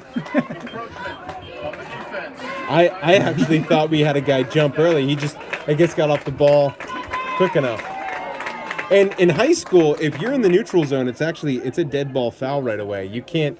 It's not like in the pros or college where you can jump off sides and get back in time. High school, you break that plane, it's like a plate of glass. All right, it's done. We're lined up slot over again. We're really raring to run this play. And it's work in motion. It's going to be a give to Burge, who bounces outside to the boundary. Great block by Dougie Nesselhoff. Doug Nesselhoff, great block on the edge. Sweeping down to clear out the He really helped to open up that hole outside there for Burge. And one of the adjustments they're going to have to make from practice this week, Burge would be expecting that hole to be in one place because of the alignment that Mercyhurst Prep had. They come out with a different alignment tonight. He's got to get used to the hole being in a different place. That's what's going to happen. Is Nesselhoff is going to push the defender down. He's going to bounce outside. One adjustment we're seeing right away. Jet sweep to Januso. Cuts it up. He's going to be just short. It's going to be about a 3rd and 2.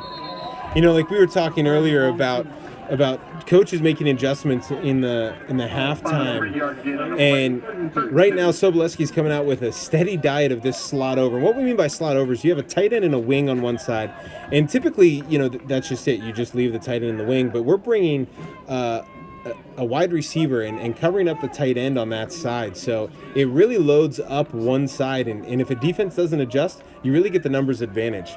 It just so happens he keeps doing it into the boundary as well, which is also unique, and can take advantage of a defense that's set up on the boundary. Here comes counter. Counter, and we got, he had a hole through C gap. Januso gets stopped for a loss of about a yard. He's pushed back afterwards, but it's going to be a loss of yards. It's going to be Fairview 4th and 3 from their own 45. Coach has a decision to make here. Looks like he may. They're sending Gonzalez deep. Mercer's Prep thinks that we're going to be punting it. And once again, this is going back to before. When you punt out of your offensive formation, it can cause some confusion on the defense. Looks like we might be punting here just by the way that we're coming up to the line. Mercer's Prep has seen us come out, and they've shifted, and they brought Gonzalez back up. Looks like we might be going for it, and we are. On a slant to Frazeo. He gets to the first 5. He might go all the way.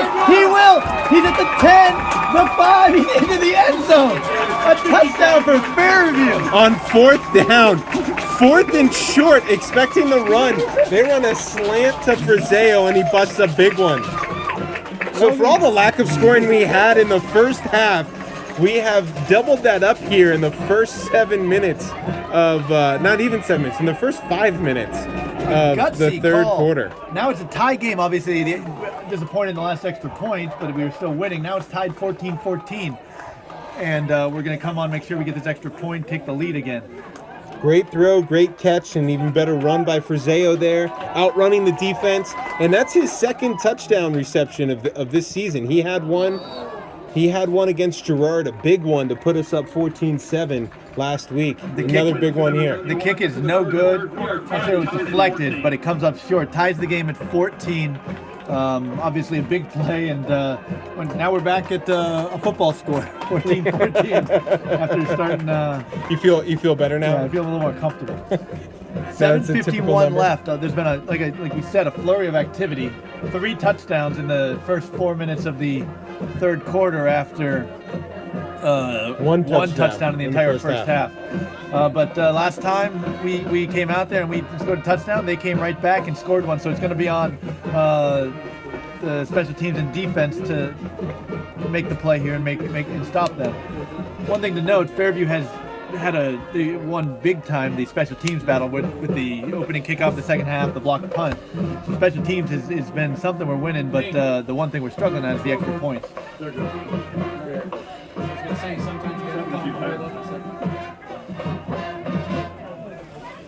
So one thing I will say, our first half, our offense looked a little lethargic. Could be due to some of the things we mentioned about the defense switching things up. But so far this half, our offense has made some great adjustments and really taking charge. Now it's just going to be on our defense to try to limit the big plays. So far we've let up 2 big plays, a 44-yard run and a 50-yard pass, for scores. And so see what our defense can do on this series. A nice kick. It's going to be... and another bobbled ball. Defender picks it up at about the 15. There's a number of Fairview defenders. He's cut through them, and he's eventually tackled. That's Aronde Bridget, who's eventually tackled at the 35. Ended up giving the Lakers really good field position here in the 35. We've had a lot of plays like that this half. It's exciting things, And that could have been disastrous for them again. He bobbled that. They could have went out of bounds at the 10-yard line, or it could have been a turnover with the Tigers recovering, but Lakers able to make a play out of it. Now it's on the defense to see if they can respond. Mercer's Prep would loosen that half pistol, half shotgun. To give to Campbell up the middle. There's a little bit of push from the O-line, but he hits the O-line and is driven backwards. I'm not sure who's on the tackle, about a gain of 2. Nesselhoff's there. Nesselhoff and Zablotny. Zablotny may have gotten in there as well. Maybe a gain of 4. It's a good one of those plays where it's a good push from the it looks Mercier's like line. we have a player down. I can't see who it is exactly. There's been an official timeout to have the trainer, Nicole, come out. Shout out to Nicole Parker. It looks like that might be Chevalier. She was the trainer when we played. She's been here. I think 21 years. I think she came the year before my father started I think that was 2000. I'm not. No, he started in 99. 99, so maybe 22 years. I think she came in 90, 98 or 99. I'm not sure. We think it's Chevalier who's down. Looks like I don't see him out in the huddle. Nicole, he's on a knee. If you can't tell, he's got his helmet off. He's talking to Nicole, so it doesn't appear to be anything serious. Could have gotten the wind knocked out of him, something along those lines. The way he was moving, he kind of like bent over and gasping is what it was consistent with, but don't want to speculate too much. Yeah. 25. Gerard scored. Unreal. So, it is Chevalier, and he's walking off the field, helmet in hand. Talking about our region earlier, about how Fort LaBeouf, is establishing their dominance in our region. They were up 35-0 on Gerard at the half. So, looks like they're going to go through the first round, really not having much competition and really solidifying themselves for first place. So, we're fighting here tonight to see who's going to be second place in the region. So Locks is 53. 22 and 53. Second and 5 now. The clock is running. There's 7:20 left in the third quarter, tied at 14.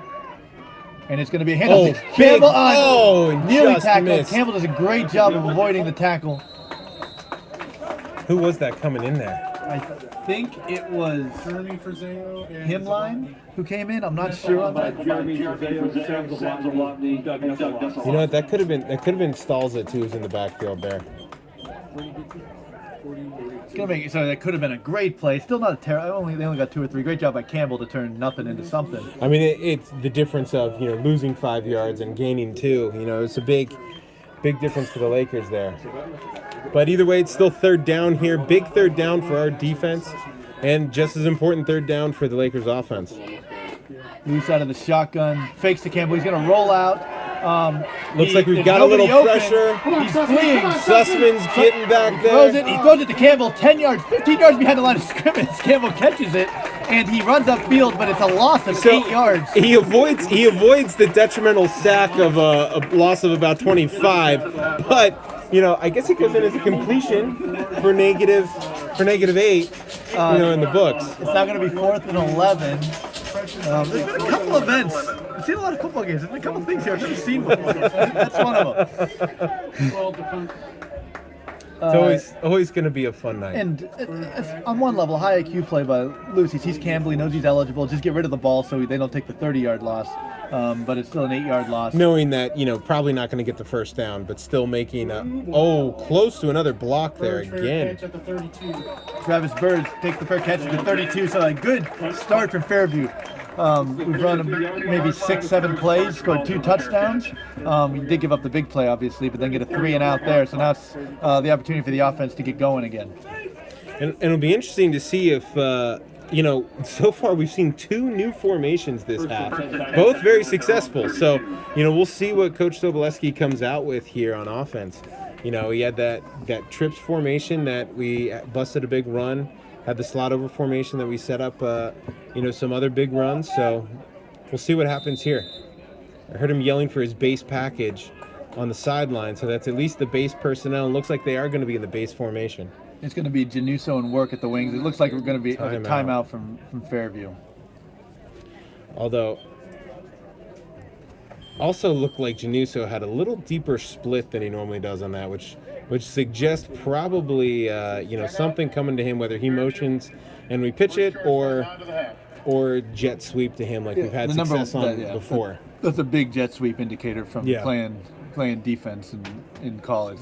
You watch that depth, and that depth gives it away. Now, that doesn't mean that Mercier's noticed it. They don't have the angle we do. We have the perfect horizontal angle, like where the camera is. Mm-hmm. It is interesting. One thing, Coach, so that was a big call on 4th and 4. We've been running the ball. We've been trusting the scheme, and Coach Sobolewski wanted Tyler Corbin to know, I trust you. I want you to make a play for me.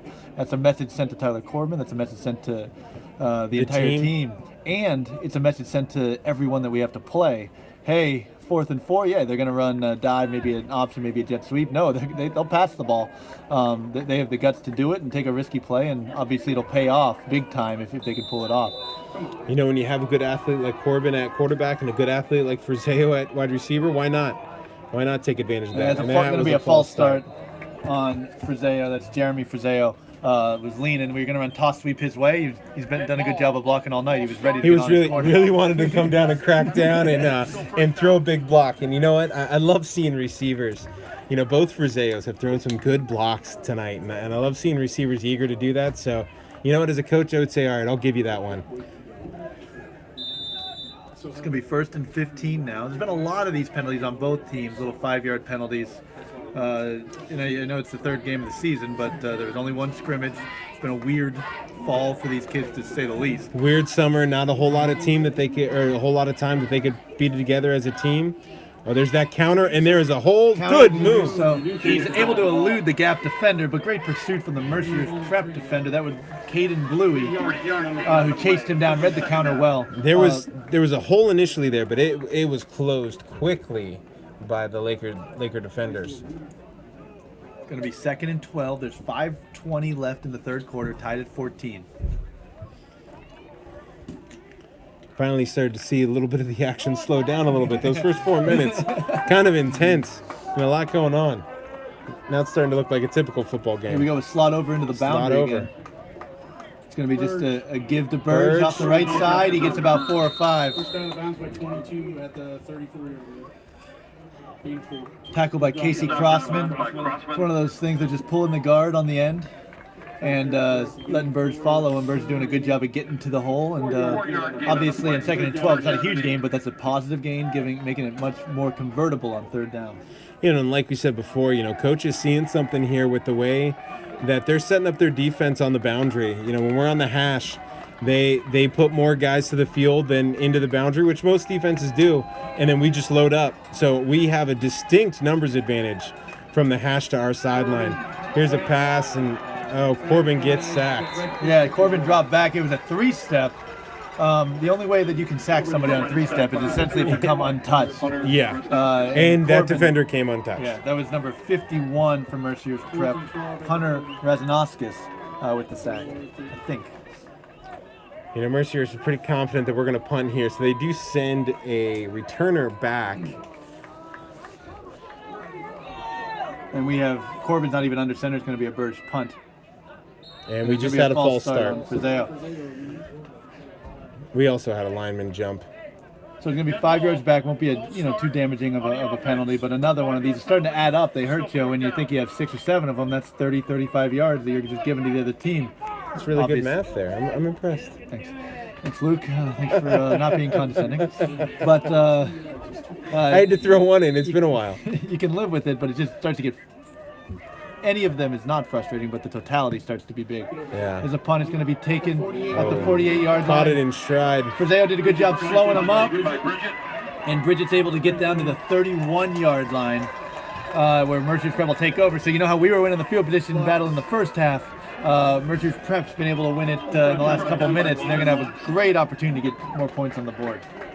Yeah, and that's a big momentum shift there. You know, you can tell that motivated the guys on the sideline. They're getting pumped up and ready to go, and you know they've got some momentum already starting in our field.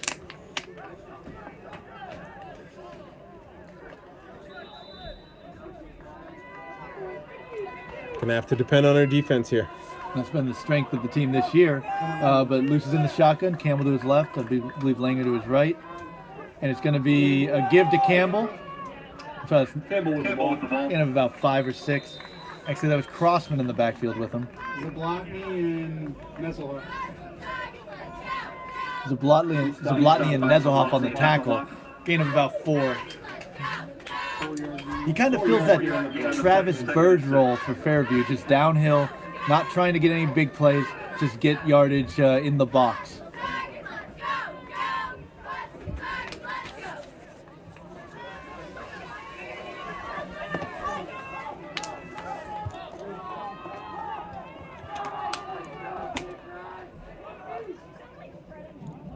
Loose in the shotgun again. It's going to be a toss to Campbell. He's got a little bit of a slope. He's able to delay, and he's going to get into the end zone for the touchdown. No flag on the play. It's going to be a touchdown for Mercy's Prep, a 27-yard gain. Good footwork by the sophomore to get through the hole, and then good speed to get down the sideline. That makes it 20-14 Mercy's Prep. You know, there was a little dose of our own medicine there in shifting the formation, and they did it out of motion, bringing one of their slot receivers over in motion to overload the one side, and then they had the numbers advantage, toss, and we weren't able to make the play. On for the extra point, and it looks to be up and good. So it'll be 21-14. Mercy's Prep. Still 3 minutes 15 seconds left in the third quarter. 21-14. And this is what I addressed earlier. Mercy's Prep's used to winning. They're not going to back down. They may not have the talent they've had in the last couple of years, but they're still a program that's grown accustomed, as we've become rivals with them. They're accustomed to winning. They're not used to losing. So you can't just expect to make big plays and have it just kind of fall your way. You got to go make more big plays, and that's what Fairview's going to have to do now.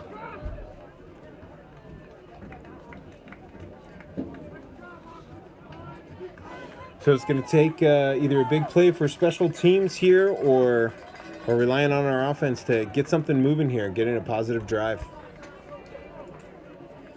Either way, we've definitely got a fight here in this game.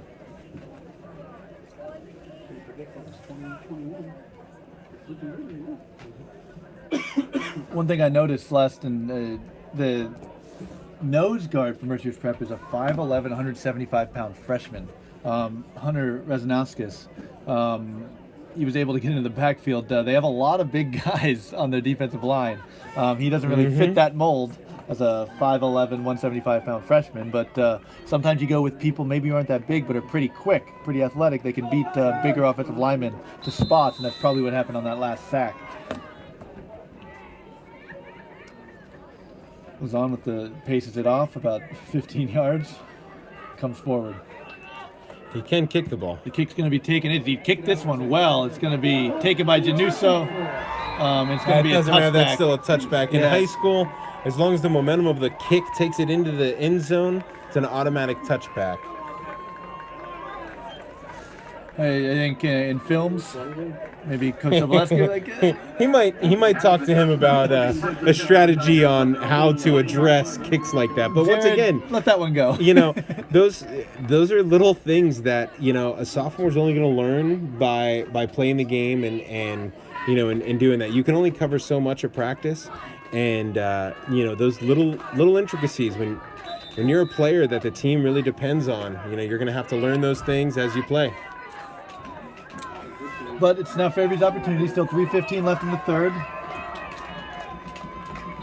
And there's a penalty. I'm not sure what it was. I think it was a false start. Yes, that's what the ref is signaling, a false start on...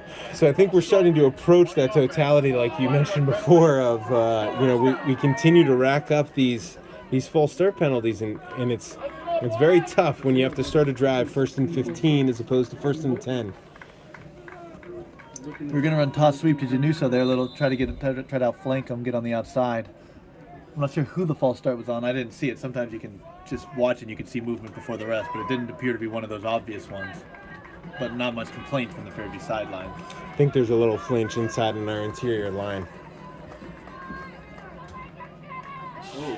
And there's a sack. Corbin takes 2 steps. We're not even sure what the play was going to be. And Casey Crossman is able to come just literally untouched through the middle of the line. And we've had a number of plays like that, a number of issues where someone has come through you call it the A gap on either side of the center. Someone's come through the A gap untouched, which is, I think everybody on the Fairview offensive line, coaches will tell you that's unacceptable. So not sure what's going on with that. But Crossman's the middle linebacker, so that might have been a blitz. Here comes counter. Januso is almost able to get through. He's thrown to the ground by Anthony Collins for a 2-yard gain. It's going to be 3rd and 16 or so. So obviously momentum came out Fairview's way pretty hard, but Mercy's Prep's been able to shift it back. They got the lead again, and they have Fairview backed into a corner a little bit with 2 minutes left in the third quarter.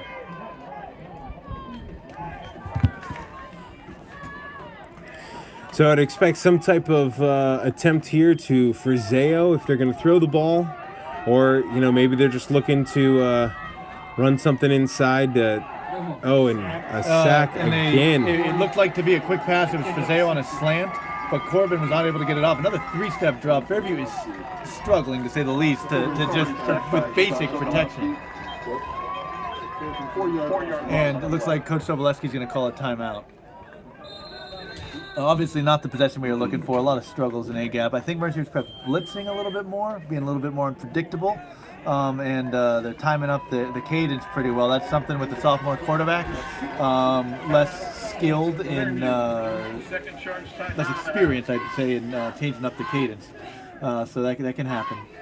But certainly the offensive line has not been able to pick up whatever's going on there with the A-gap blitzes. And you are correct in that, each of these plays, there's been some form of linebacker pressure, whether it's out of the Mike linebacker, the Will or the Sam. I mean, they're sending multiple guys. So you've got your 5 up front, and they're bringing some extra linebackers as well, in each of these plays. And with a breakdown in protection, you leave one of those A gaps or B gaps open, and someone comes free. There's no chance for the quarterback to get rid of the ball. Obviously, a punting situation here with Bridget, I think, sitting at Fairview 35. So a really good opportunity for Mercyhurst Prep to have good field position. Bridget's going to get a good return. Good on one level, a good bounce, and then he couldn't return it, but it was backwards. It's going to be Mercyhurst Prep ball at the Fairview 37. So once again, they're winning the field position battle. It's going to come down to our defense. They've been they were really good in the Fairview game, and so they've been generally good. So we're hoping to get a stop here. Beginning of the fourth quarter, another score is about 48. Gerard 7. Just heard the score from Fort LaBeouf Girard. Fort LaBeouf's up 48-7. Not that any of us were, really told you what would happen, but that's not surprising considering how Fort LaBeouf has performed this year. Top of the fourth quarter, Fort LaBeouf leading Girard 48-7. 48-7. It's going to be loose and shotgun with the 2 backs on either side again. It's going to be a give to Campbell off the right side. He's going to get the corner again. They were able to flank Birds, and now he's scattering around. He's got the corner. There's some flag. sort of flag. He's knocked out of bounds at the 12-yard line. I don't know what that flag is. It looks like there may have been something extra beyond the play, which could be either side. It could be on us, could be on the Lakers, either way. The flag is down here at the Fairview sideline. It was obviously a sweep to the Mercyhurst Prep sideline. So whatever he saw, the ref saw, probably didn't really have an effect on the play itself. So might be more just speculating, but No penalty. there's going to be no penalty. There's no foul on the play. So knocked out of bounds at the 17 by He's knocked out of bounds at the 17 by Truitt, and it was a big hit by Truitt. Campbell, good run for him, and sure he's happy with it, but Truitt was able to bring a little bit afterwards and got the best of Campbell on the sideline, but still a big positive play for Mercyhurst Prep, and 1:20 left. They're up 7 and looking to increase the lead. This is where the defense needs to come up with a big stop. Turnover would be great, but the momentum has definitely shifted, and it is all in the hands of Mercyhurst Prep right now. Loose under center gives to Campbell. In the shotgun gives to Campbell, and Campbell's able to. Oh, the ball came out. Looks like evade. Mercyhurst Prep jumped on it, but that's what we need. We need that ball on the turf. John Himline was in the backfield again. That was Sussman. 64. Oh, I thought it was okay. But Sussman was then in the backfield again, but just unable to. Campbell's able to elude him essentially and scamper around and turn a play that really could have been a negative into a positive. So it's now 2nd and 4. 45 seconds left in the third quarter. Mercyhurst Prep up 7. Looks like The jet sweep to Gonzalez. He's able to get the corner, but not too much because Jeremy Frizeo chases him down. He's able to throw him down for a loss of about 1. Once again, there's an example of, and I'm not sure which D lineman it was, may have been Sussman again, did not make the tackle there, but really made the play. Forced Gonzalez to bubble that out a little bit, which gave Frizeo enough time to come up and make a play for pretty much no gain there. There was another Fairview defender who then made him cut back inside, which is right where Frizeo was, and Frizeo made the good tackle. A good play for Fairview there, but it looks like Mercyhurst Prep's going to let the clock run out. There's about 2 seconds left before you hear the buzzer. So at the quarter, it's 21-14. 21-14. So with a very low-scoring first half, only 7-2. It was 14-12 in the third quarter there. 4 touchdowns, 2 for each team, but remember Mercyhurst Prep's looking for more right now. And it hasn't looked. Our defense looked pretty solid. I know they made a couple big plays in the first half, but in the second half, Mercyhurst Prep's really been able to get some momentum going. Using Campbell out there, using Gonzalez a lot more in the first half, but this has been Gus Campbell running the ball and running it well.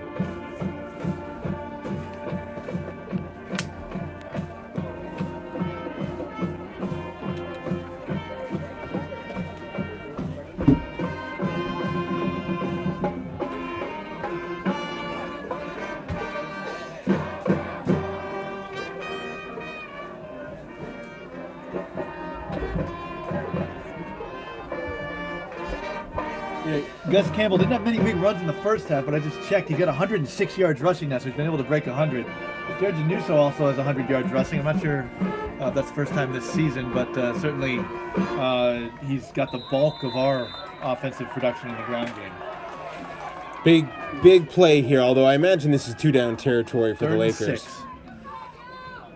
A heavy left, and they run a toss to the Campbell on that toss. side. Fairview comes over, but Campbell cuts back. It looks like he's going to get at least the first down and into the end zone for the touchdown. 15-yard touchdown for Gus Campbell. Fairview had a lot of guys in the vicinity, but Mercyhurst Prep had a lot of blockers as well, and Campbell was able to dance his way through.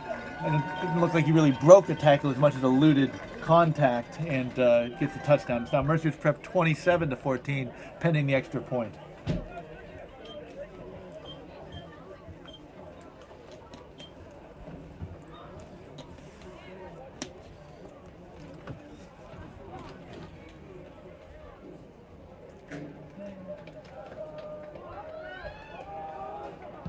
Point is almost blocked, and that is a great kick. And it's good. It's now 28-14. So it's going to be on the Fairview offense now. With 1 play into the fourth quarter, we got to generate at least 2 touchdowns to get to where we need to be. And our offense has looked good at times in the third quarter, and it's looked bad at times. We've certainly struggled most recently with. And I think those drives that we really struggled the most. We shot ourselves in the foot with a bunch of penalties. To start drives and pin us back. Looks like we're having some scoreboard issues. We've changed the score for the scoreboard. It's now Fairview 1, Mercyhurst Prep nothing. All right. With 1 minute left. With 1 minute left in the second quarter. So we're 11:53 left. Yeah, so we're updating it. There's actually 11:53 left, and it's all right. It's back. There we go. Says go Tigers.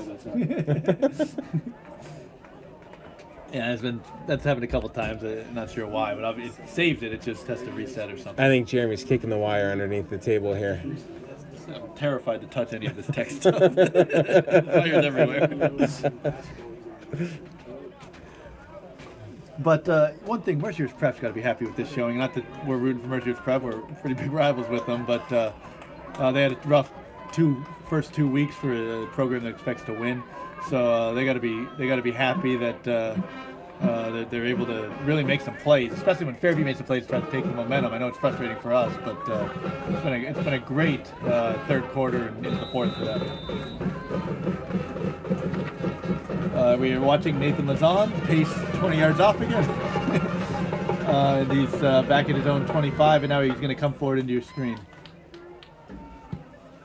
Deep kick is going to be taken by Januso. Takes it to 12. Runs up, and he's able to get through the first gap. He's able to elude one defender. He might go all the way. He's got more speed. There are no flags, and he's going to score. That is the type of play that Fairview needed. And we've had a start to the fourth quarter, just like the third quarter. With back-to-back touchdowns in the first 21 seconds. But a great play by Januso, hit the gap at the exact right time, and was able to get through down to. When you're down and you let up some big plays and you get down 2 scores, especially in the fourth quarter, that's when the team starts looking around to see, okay, who's going to be the leader here? And sometimes the leader lead by getting the team motivated with their voice, and sometimes they just lead with their actions. And right there, Januso said, you know what? I'm just taking this one to the house. We're going to get right back in this. The extra point is up, and it's And good. so his cousin, Michael Januso, kicks that one straight through the uprights to make this a 21-28 game. So now 11:39 left, and I mean, I hate to have my voice give away my mood, but our mood was not great a moment ago. And now we're right back in a good spot. Still need the defense to make a play. Mercier has 1 touchdown in their pocket with the ball, so things are still looking their way. But that's the type of thing to really motivate the team, to pump up everyone's emotions, and get right back in the fight here in the fourth quarter. And really just negates that drive that Mercier has had, and wipes that away on the scoreboard. And this has been offense, happy at times, unhappy at times. Defense, same. Special teams, no complaints whatsoever. We've got a turnover, a blocked punt, and now a kickoff return for a touchdown. So this is, especially, we're definitely winning the special teams battle, and if we weren't winning that, this would be a very different, very different result. So special teams are definitely the phase that are helping to keep us in this game. And now we need to just rely on our defense and get the ball back, and then rely on our offense. Of course, who knows what Michael Januso has up his sleeve for this kickoff here. There was a lot of discussion in the huddle. I think that was Coach Boheimer who was down there going over stuff. Here's a quick kick. It's going to be a little pooch. Taken by Gonzalez at the 32. He eludes Tyler Work. He's going to run horizontally across the field. There's a defender there. He's able to get to the 50 where he's taken down by a number of Fairview tackles. I'm not sure who it was. Januso's there. Running laterally there is a risk, but in kickoff coverage, if you're able to get to the outside, sometimes that can bust to a big play, because everyone's focusing on funneling into one area, especially when you have a kick into the boundary like that. And Gonzalez really capitalized on that, getting across the 50. So great field position for the Lakers to start this drive. They're coming unbalanced to the left again, or at least heavy left, and they're going Campbell left. There's no defender there. He's able to get at least 15 before he's pulled down. They found some schematic advantage, I'd say, that they like going left with a lot of blockers over there. Maybe they think Fairview's not shifted the defense enough. Obviously, I know the Fairview coaching staff is on top of that, but Mercy's preferably leveraging it to their advantage. And, on that play in particular, there was what we call slope. And that just means that, all those Fairview defenders were on roller skates getting pushed back, and there was nothing but backs of white jerseys there for Campbell to get big yards. Lewis is in the pistol. Campbell's behind him. It's going to be Campbell right down the middle. Not a lot of space, but he's bouncing outside. He's trying to figure out what to do. He eludes Tyler Work. He also eludes the second defender, and he's actually pushed out by Logan Frazeo at the 5-yard line. A talented, exceptional run by Campbell. He did a little gallop. What that can do is that can get the defender's footwork off, and it worked, and he was able to elude a lot of Fairview defenders. That play was supposed to go up the middle, and it was Campbell doing and really the first few seconds there, our defense had that covered up, made it bounce it out, and everything was textbook, exactly what you want in a defense. But then you see Campbell's athleticism there really take over, and he turned what was looking like a broken play into a really big play, and almost a touchdown. He looks pretty tired. He just touched his helmet standing behind Lewis. He's taking the handoff, going left, breaks one tackle, but then brought down by a couple Fairview tacklers and trying to see who that is on his legs. One thing I will point out, a difference that Chevalier with the tackle, a big tackle. It's now 2nd and goal from the 4. There's 10:30 left. With Mercier's prep threatening again. A difference that I've seen in our defense from last week and even the first half, we tackled really well. These last few series, we have not tackled well, and some of that's a credit to Campbell and his running ability, but also it's just he's running through some of our arm tackles, and we're not getting in position to take him down. He is exhausted. He has to be taken out, and Coach Root said no. We want you to score a touchdown here, but he's next to Luce in the shotgun. Here's the motion from Gonzalez. They give it to Campbell again. Get into the end zone for the touchdown. That's going to make it 34, pending the extra point to 21. So back to a 2-touchdown advantage. One of the Mercyhurst Prep linemen's down. They're calling the trainer out. Once again, a big response from Mercyhurst Prep to the Fairview big play. Not sure who the lineman down is for Mercyhurst Prep. Can't see the number.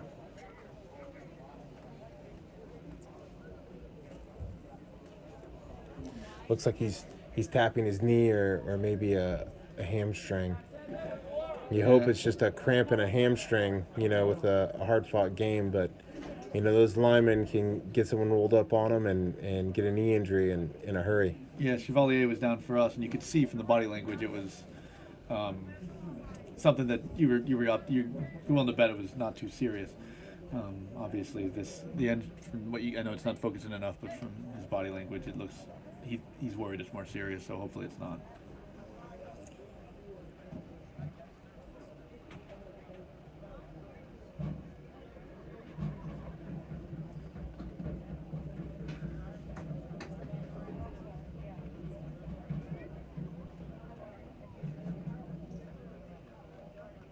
It looks like they are doing the ligament checks on the knee. Yeah, they're checking out the knees, so that's always just because that happens doesn't mean it's an injury, but that's what they're focusing on.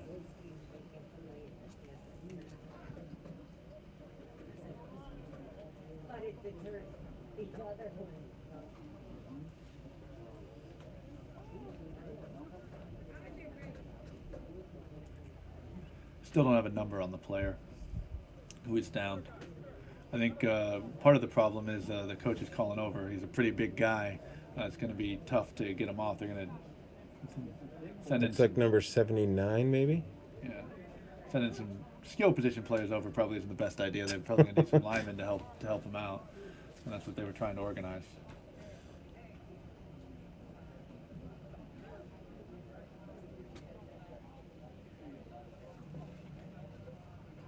He's getting up with help.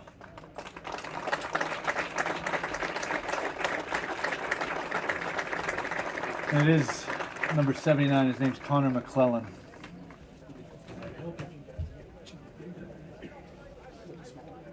Looks like he's able to put a little bit of weight on it. Now that's not necessarily any indication of the severity of the injury, because you can have a severe knee injury and still be able to put weight on it. Hopefully he's all right. Hopefully it's just something that he can work out and be back at it soon. Yeah, bummer to see. I know that in the past, these schools, I don't think I'd be saying anything shocking if they would say that on the field they haven't really gotten along. And it's been some chippy games. I've noticed in this game it's been a fun, good game. It's been a very clean game not going so far. Way, yeah. But it's been a really fun game to watch and call on this, whatever, radio or whatever we call it. But Lazon's here to take the extra point. He's got a pretty good leg. All four have been really without a doubt.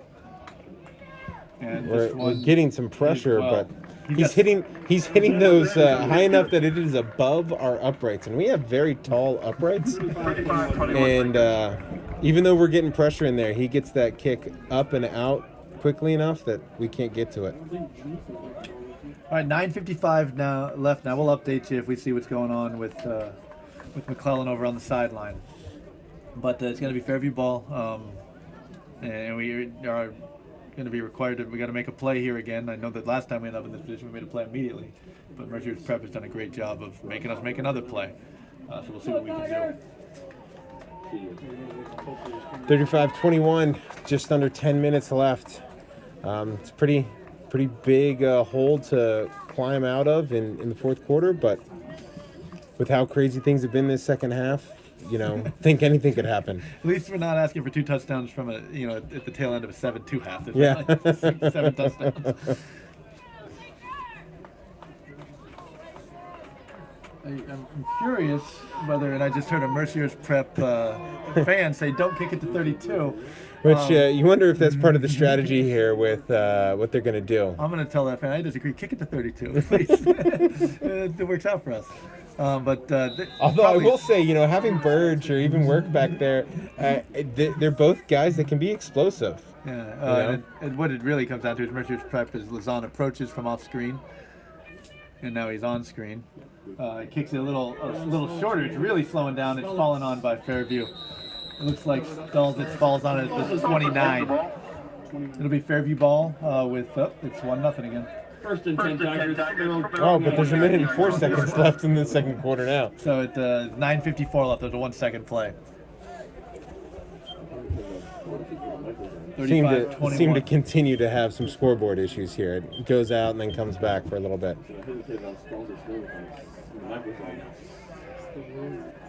All right, we'll see if our offense can get things going again and respond. It's been a while since we've been able to put together some successful plays.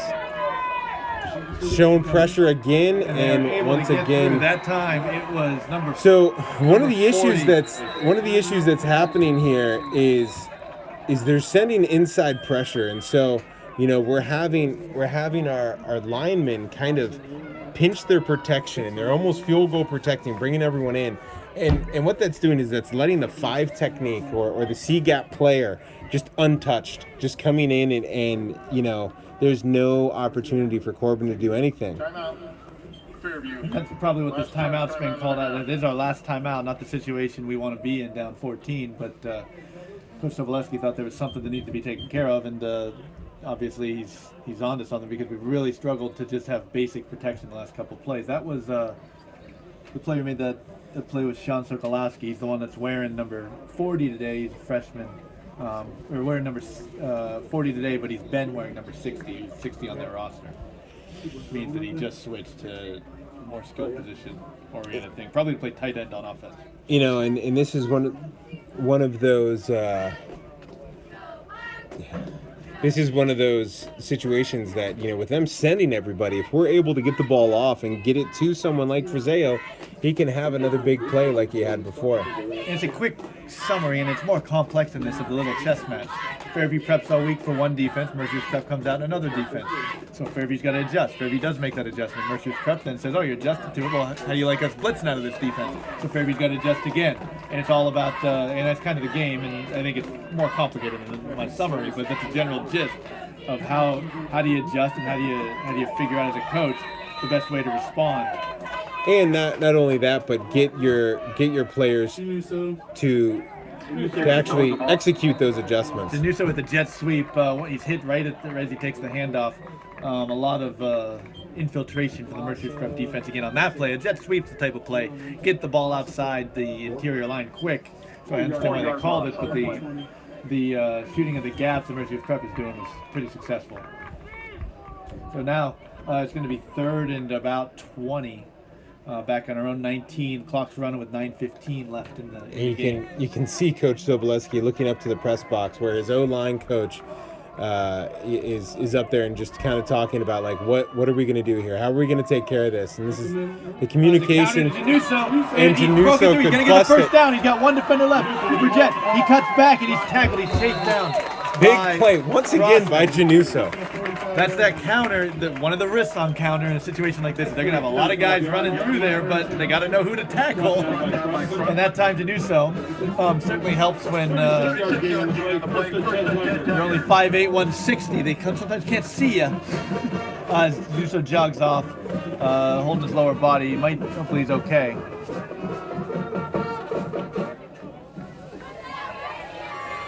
But a big play. Once again, we were kind of backed into a corner, and Januso was able to make another play for us to get out of the hole we were in. Still got to get down and get in the end zone, get a couple stops before we can really talk about trying to win this game. But that's step one from where we were. We got Corbin out of shotgun now. He rolls out to his right. He's just gonna run. He's got the corner. He's got not a first down. He's barely pulled out of bounds by Anthony Collins from Mercier's prep. Close to a first down. They're going to put him out of bounds. Actually, for only a 2-yard gain. Wow. It looked like a lot more than that, but it's hard to tell when he put his foot out. Nice play then by Collins. It looked like he was going to get a good chunk of yardage. Thought he got a lot more yards than that, but One thing out of bounds always stops the clock, so 8:17 left. 2nd down and 8. And the clock is something we got to start thinking about. Needing 2 scores here, and and with no timeouts left. Looking for the pass, got Throw the protection slant there to with the Frazeo, slant. who eludes one, eludes two defenders. He actually didn't elude Bridget. Bridget was holding on for dear life. But Frazeo was able to get a big first down to the 23-yard line. That was big. They were able to get the protection there, and big play. And I keep saying Frazeo. I know there's two. That was Logan who had that one. He was able to elude the corner, and then the tackle was made by Arande Bridget. Drop back from Corbin. He's going to throw the fade. Up to Frazeo. He gets his hands on it, and it's incomplete. That's one of them where they put in that 6'5" Frazeo up against the 5'9" Wingenbach. And Frazeo's been able to win that earlier. Wingenbach got an interception when it wasn't really a jump ball. But I understand why they're doing that. Also, as Luke said, the clock is our enemy. So I'm confident in our ability to kind of keep nickel and dime our way down here, but the clock starts to work against us if we do that. So that's trying to get it all in one big swoop. Corbin under center, 2nd and 10. He drops back. He's going to scramble. He's able to get back maybe for a yard gain. They're going to mark him inbounds. Actually, a 2-yard loss, make it 3rd and 12. They were trying to run the slant there, I think, to Jeremy Frazeo up top, but the corner was on top of it. It wasn't open. So the clock continues to run. Now it's 3rd and 10. I mean, obviously it's a 4-down territory here, given the score and the time left in the game. But they need to pick up these 10 yards. Corbin under center, 7:15 left. Work in motion. It's going to be a counter to Januso. He runs right into Anthony Collins. That play, Collins comes upfield, and the play kind of lives or dies in the current X and O scheme on whether Collins is able to suss it out. And that time he was able to. Big 4th down play here. Got to go for it. Clock is still running. Got to believe if we don't convert here, it's going to be a very, very hard hill to climb.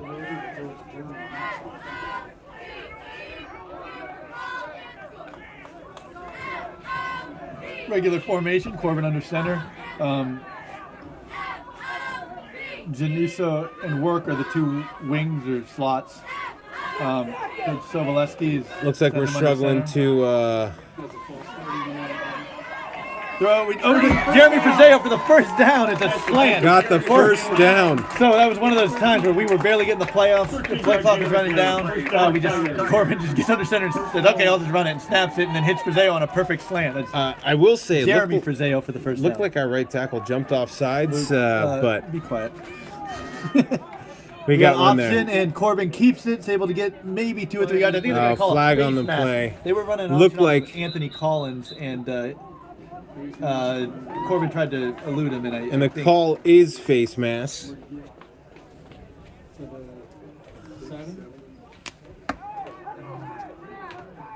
But nice to see, even if this game doesn't go our way, Fairview's been in a corner a couple times, needed a big play, 4th down touchdowns. a couple touchdowns. Face mask penalty against the defense. He says half the distance of the goal, still 1st down. Looks like we'll be in the 3.5, 4-yard line. So that's obviously, with 6 minutes left, puts us in a position where we got a good chance here to get the touchdown quickly. Oh yeah, it looks like he had his marks at the 3. But over and over again, Fairview's been a 4th down, 4th and 15, 4th and whatever, and we've continued to make plays. And remember, these are sophomores that are making plays over and over again. It's good to see. We are under 6 minutes now. They're running a fade to jump ball, Frazeo, and he got it. And it's incomplete. Incomplete. Looks like he had his hands on it, but it must have bounced out when they went down to the turf. As a defensive back who's had to go up against people taller than me, sometimes you lose the jump ball, but what the DB can do is he's got to come back down to earth, and you wait there with your hands. And I think that's what happened on that play. Because it sure looked like he had it when he was in the air, but when he came down, Riggenbach was right there with him, battling.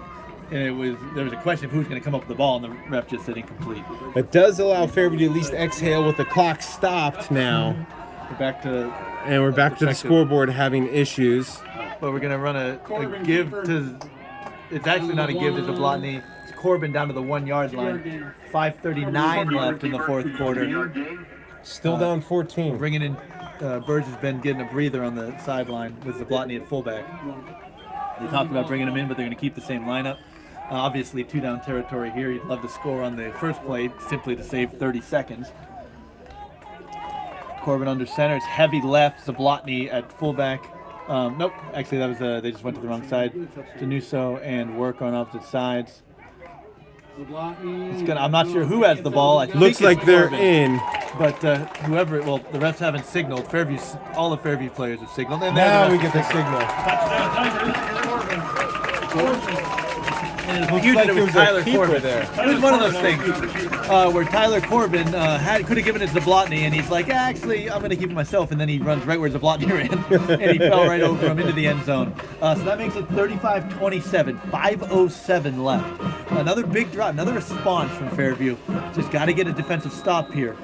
Got to make the extra point first, though. So you wonder, with 5 minutes left, you probably won't see an onside kick here. You're going to kick it deep and hope that the defense can make a stop. But remember, no timeouts left. That was a good kick. And that was a good kick, and that's an important kick. We at least had the safety to cancel out two of those missed field goals, or two of those missed extra points before. But these extra points are very important right now. 35-28, and yeah, so Luke talked about an onside kick. One thing to remember is we've gotten the ball without onside kicking. We're doing a lot of bloops, things like that. Especially in the time we got it, they were Mercyhurst was in an onside receiving formation, which we both thought was kind of odd, and we just pooched it down into the hole, and we were able to recover. So this could be another one of those situations. Mercyhurst comes out anticipating onside, and then we have Januso just get that little pooch kick into that pocket and gives us an opportunity to make the play. And another benefit of a kick like that is it's probably very little chance of a return, even if Mercyhurst does recover, which then puts it in the hand of our defense. Try to make a play. Mercyhurst's in a different formation. They have 9 guys within 20 yards, and they're 10 yards. Well, within 20 yards of the ball, within 10 yards of the line. Thank you, Luke. Those first 10 yards don't matter. And then they have 2 that are much further up. They're not deep. They're expecting some sort of trickery from us. Much closer than before. And we onside kick it. It's a good great kick. And the ball's out. The ball's loose. We don't know who has it. There's Fairview and Mercyhurst Prep guys on the ball. A number of them digging around. It was hard to tell who's got it. That was another great kick. Mercyhurst Prep is pointing that they have the ball. It's going to be Mercyhurst Prep ball. That was a perfect onside kick. That was not sure who came up with it. But, I think part of the problem, Jeremy Frazeo was standing right there. He didn't realize he was still bouncing around. Yeah. He was in position and he got his nose in there. But that was just, once again, a great kick by Michael Januso there. Special teams really coming to play for us here today. Now we have to depend on our defense. We need a stop here. I imagine Mercyhurst is just going to run the ball, try to eat up some clock. A lot of Campbell right now. A lot of Campbell and maybe that jet sweep to Gonzalez. They've had success with that. They've had success with overloading and running that sweep in the second half here. So, see Gonzalez motion and go to that toss right here. And Campbell's deep, which means they've done that every time they run a toss. Oh, it's not Campbell this time. It's Bridget. It's the first time I think we've seen him run the ball, but he's able to get 5 or 6 yards. He's been the returner, so he's had some play so far tonight, but mostly on punt and kickoff returns. And I'm not sure how to say his name. I apologize if it's Bridget or Bridget. But his first carry goes for about 6 yards. We're now under 4:35 left, so Mercyhurst Prep knows that. They also know, if you remember, we don't have any timeouts. So they're going to work and milk this entire play clock down to 12 seconds on the play clock right now. They're going to try to get that down under 5 before they snap this ball. And it looks like they're going to do toss sweep again. No, they're going to do counter. They're going to counter coming back. And it goes. Gonzalez does a good job of eluding. Gonzalez done a great job of turning a play that was going nowhere into a first down. He ran right into 3 defenders, turned, looped around, eluded a defensive lineman, and was able to get the actual to the sideline and a first down. A huge play. That would have been a great situation for Fairview, 3rd and 10. But now it's going to be Mercyhurst Prep 1st and 10 at the Fairview 43, and the clock is stopped because he went out of bounds with 4:06.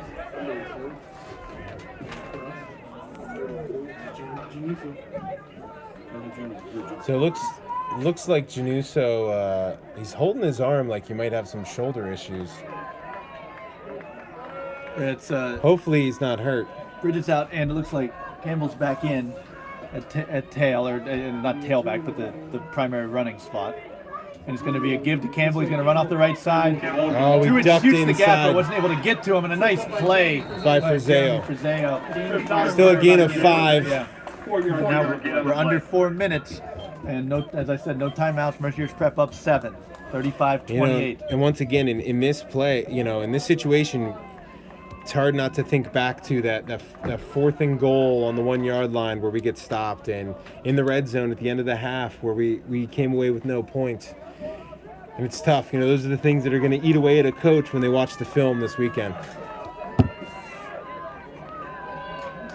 Campbell behind loose. They're running the clock out. Play clock's at 7. 3:24 left. Clock's running. It's going to be a give to Gonzalez. He's running the jet sweep, and he's tackled by Chevalier, who did a great job of setting the corner. It's going to be 3rd and 4. Now down to 3:10. The play clock just reset. And Sussman. He's brought down by Truitt and Sussman. It was Truitt and Sussman on that tackle. So it looks like it was Truitt who was the one who set the corner there. Under 3 minutes now, 20 seconds on the play clock. So they'll probably get this down to about 2:30 before they snap the ball, or 2:40. 3rd and 5. And you got to imagine Mercier's Prep's going to take 2 bites at this apple of finishing this game with a first down. Yeah, first down would pretty much put this game away. They're calling a timeout. They have taken their second timeout. They're going to be left with 1. How much time was on the clock? There were 3 seconds. I would have let it go down a little more, but Close enough. it was close. It was close. And they were still scrambling to get set, so Coach Root may have thought that he didn't want to risk that 5-yard penalty to delay a game. So they don't need their timeouts. Go ahead and use that one here.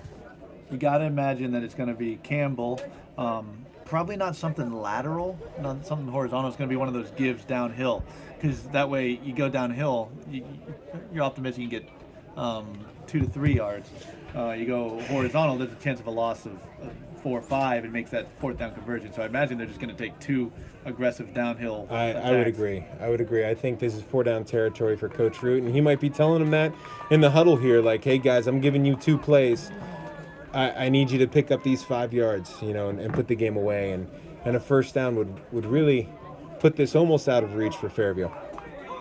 Aside from some crazy turn of events with a turnover or something. Lewis is in shotgun. He's got Campbell to his left. Motion by Gonzalez, and it's going to be Campbell up downhill, and he is short. It's going to be 4th down. It's going to be about 4th and 1. He gave him a generous spot and then backed up. They got to get to about the 33, and they spot at the 36, so it's actually about 4th and 3. Now there's 2:20 left. The clock's running. They're going to run this play with about 2 minutes left. Just under 2.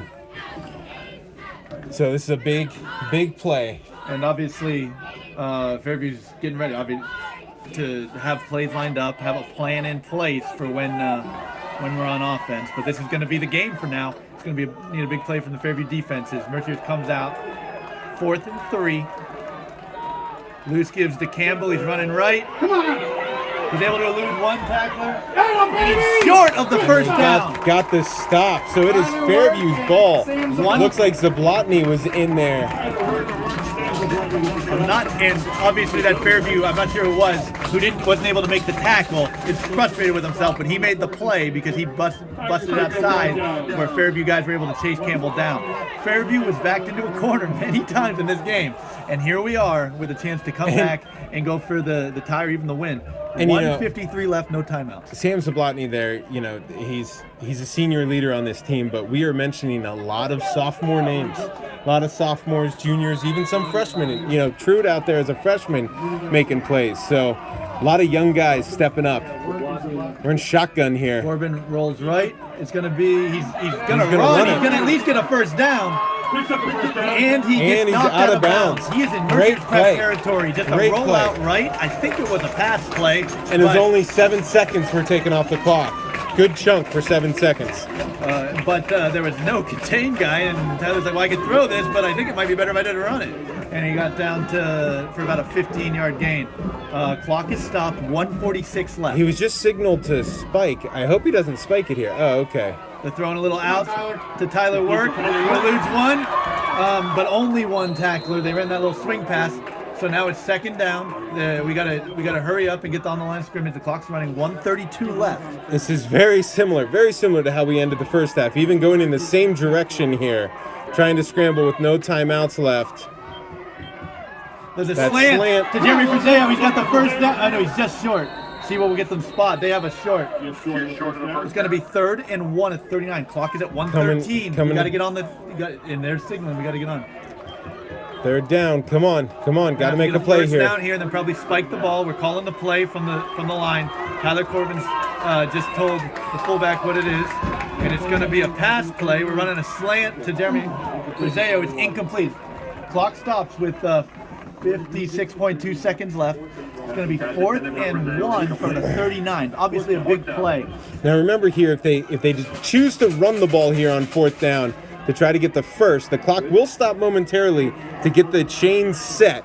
In which case you would anticipate maybe a spike or getting up and running a play very quickly. Once again, backed up against the wall here, 4th down, big play. The game rests on this play. Corbin under center, pass play, throw to Frazeo, first down. He gets out of bounds. He got out of bounds. Oh, that is a terrible call. You're a little biased, Luke. But they're able to stop for first down. I think we're probably going to spike the ball. There's 47 seconds left. We have the ball at the 32-yard line. At this point, we're pretty much set up. I'd run a play here. I wouldn't try to spike it yet. The clock is started. And now there's a sack. It came through a gap, the same problem we've been experiencing. Clock's running, 37 seconds left. We got to get back on the line. The receivers are pretty deep downfield running a pass play. They're out of breath. They're getting back. And a slant is thrown to Frazeo. It's broken up. 25 seconds Langer. left. 3rd down, 3rd and 15 here. Okay, but we do get to take a breather. We got 40 seconds on the play clock. 3rd and 18. That sack really hurt. One of those A-gap lapses that we've had. Corbin on Looks the like center. they're still bringing pressure. Corbin eludes one defender, 2 defenders. He's able to get a gain, but he's going to be 4th down with 16 seconds left. Got to throw it. Coach has called the Gonna play. be down to 4th and 9 14. seconds This left. might be the last play of the game. Corbin under center. Just throw it up. Throws it up to Frazeo. Frazeo catches it. Frazeo he caught the ball as the buzzer expired. And the time He goes expired. down at the 6-yard line. And that's going to be a Mercier's Prep victory, 35-28. Oh, that's so frustrating. It's a great game, a great battle from Fairview. I'm not saying anybody's happy right now because, well, Mercier's Prep certainly is, but that was I will say there were a lot of positives. There were a lot of positives in the game.